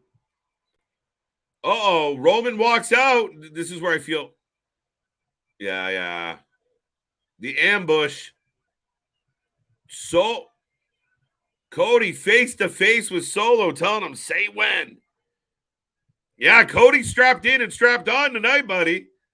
Absolutely. Cody was not messing around. Wow, Cody ain't fucking around. Yeah, that's what I love about this main event. I love this story. Cody just kicked the man in the face. Yeah, Vance, I love the fact that we can say that it's not obvious and any outcome can be good. Roman pulling back Solo. Uh-oh. Solo get right pissed off at the whole situation. Yeah, that was killer. Killer! Yeah, no, but he did well. He did well. I feel like he's too rehearsed at times. That to me was solid. Woo! I'm out of breath. That was too funny. This was great segment. The show has been awesome. Damien is happy. Yeah, you know what? I don't love ending shows. If anybody's watched these streams long enough, I do not love ending a show on a segment like that. I'd rather have a match, but I get time and place. And if you do it right, I'm fine. And that was a great way to end the show. But very noticeable, a few things. One, no Sammy KO, Cody, Roman. That's the focus. No Usos, Cody, Roman is the focus. Um, that shirt, that T-shirt with Roman and just Paul.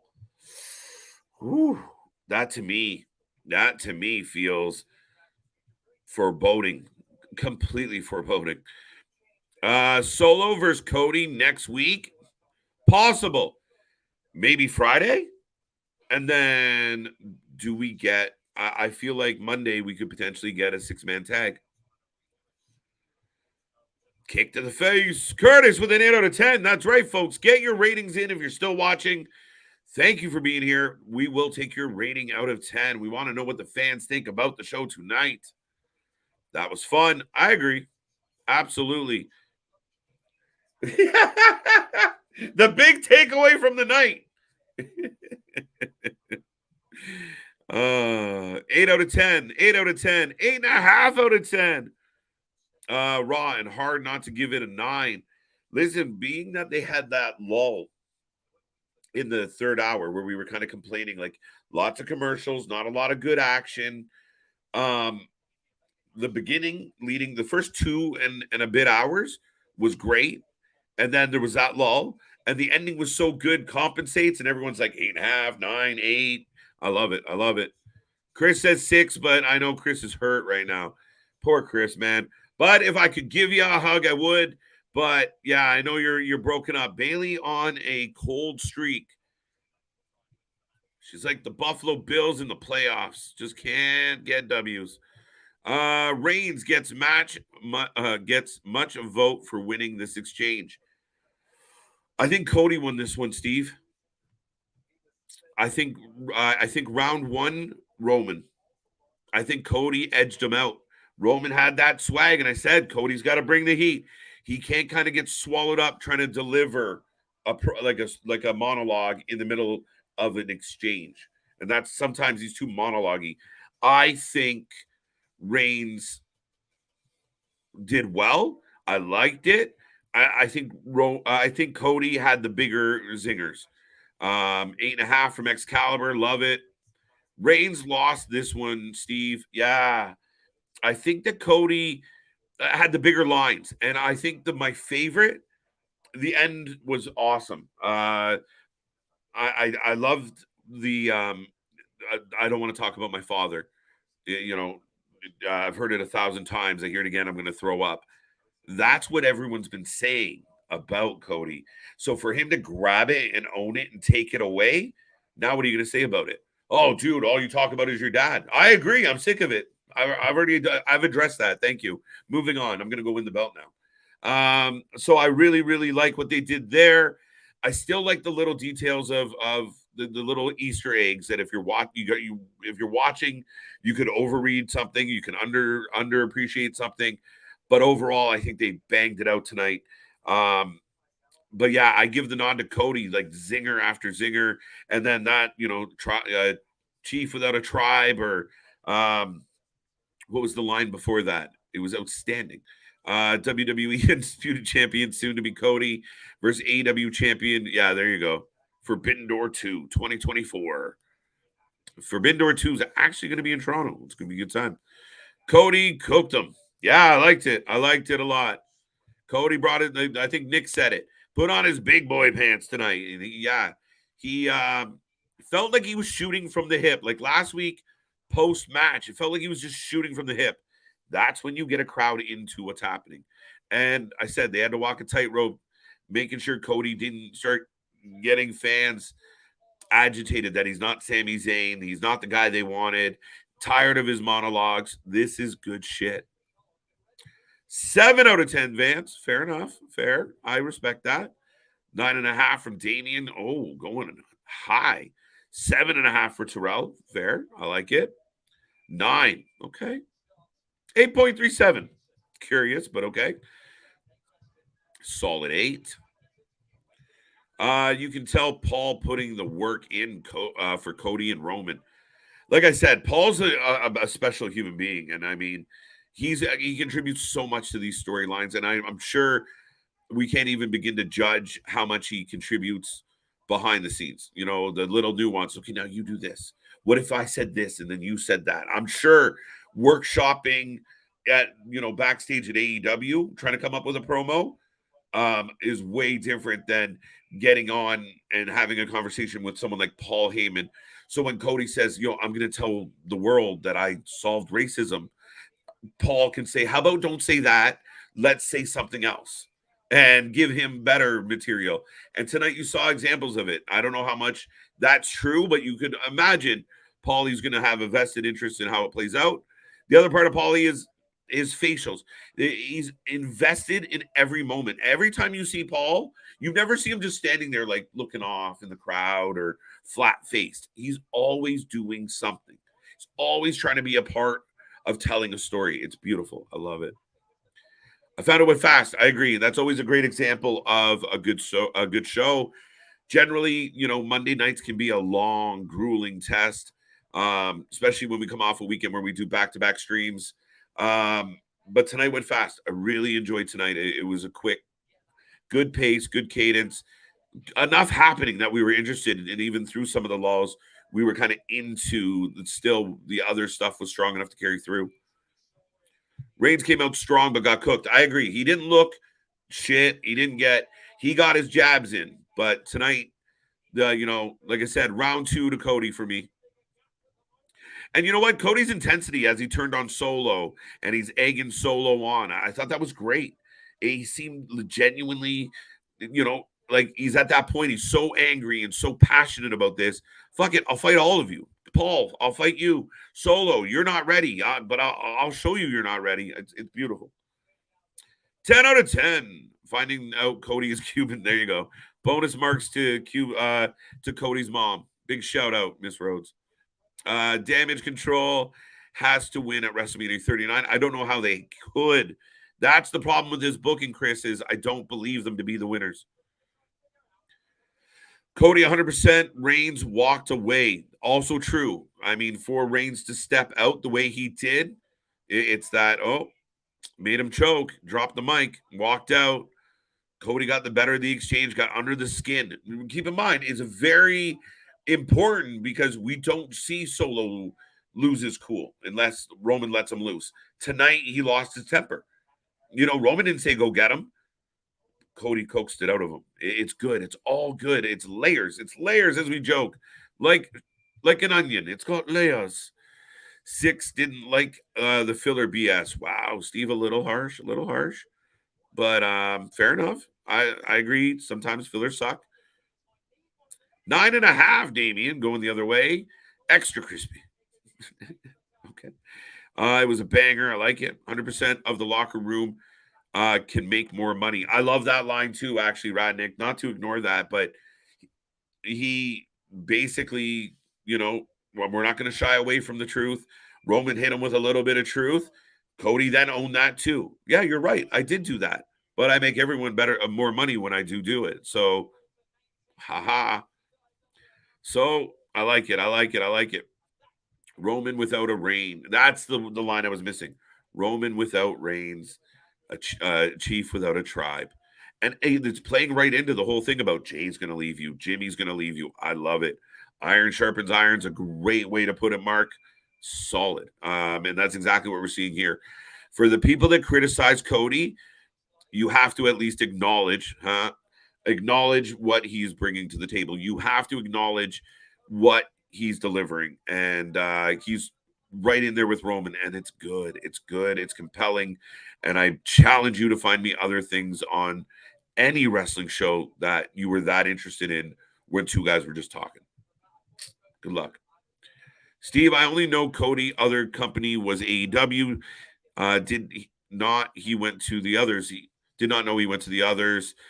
Yeah, Cody made his rounds. New Japan. He was in Ring of Honor. He again a big part of popular time for Ring of Honor, but also a little bit of the downfall of Ring of Honor as it would eventually get pillaged by the elite. So dicey. Then he bought him. So ironic. And he says he doesn't want to be Vince McMahon. Thing is, Roman has nothing to prove. This is Cody's hill to climb. I agree. When you're the underdog baby face, that you got to punch up.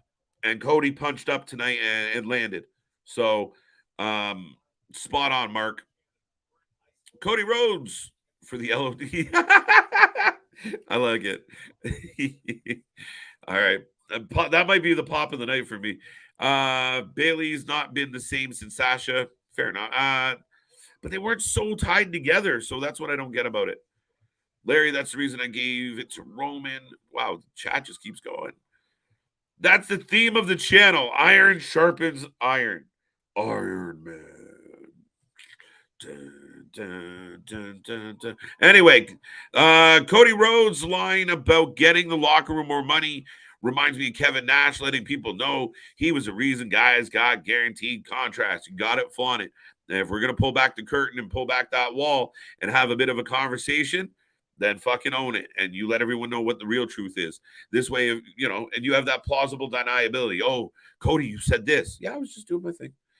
I don't mean that. We all know you mean that. And it's true. It's accurate. So I'm all for it. Use the bullets you got in your gun. And he needed that. Larry, Roman's mic drop was great. Boom. Okay, last one. I think there's two more coming up.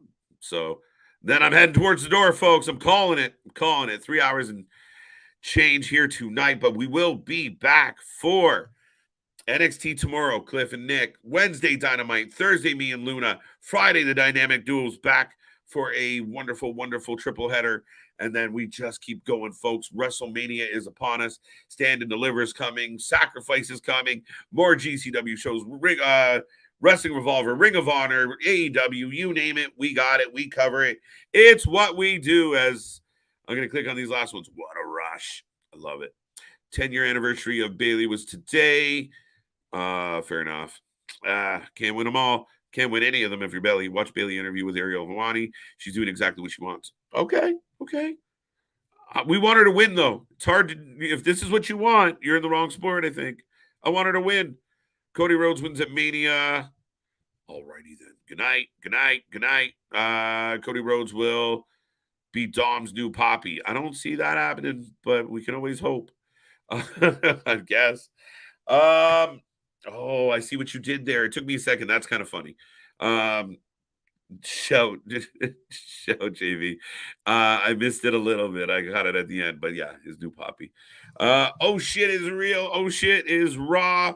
Our shit. Our shit. I said, oh shit.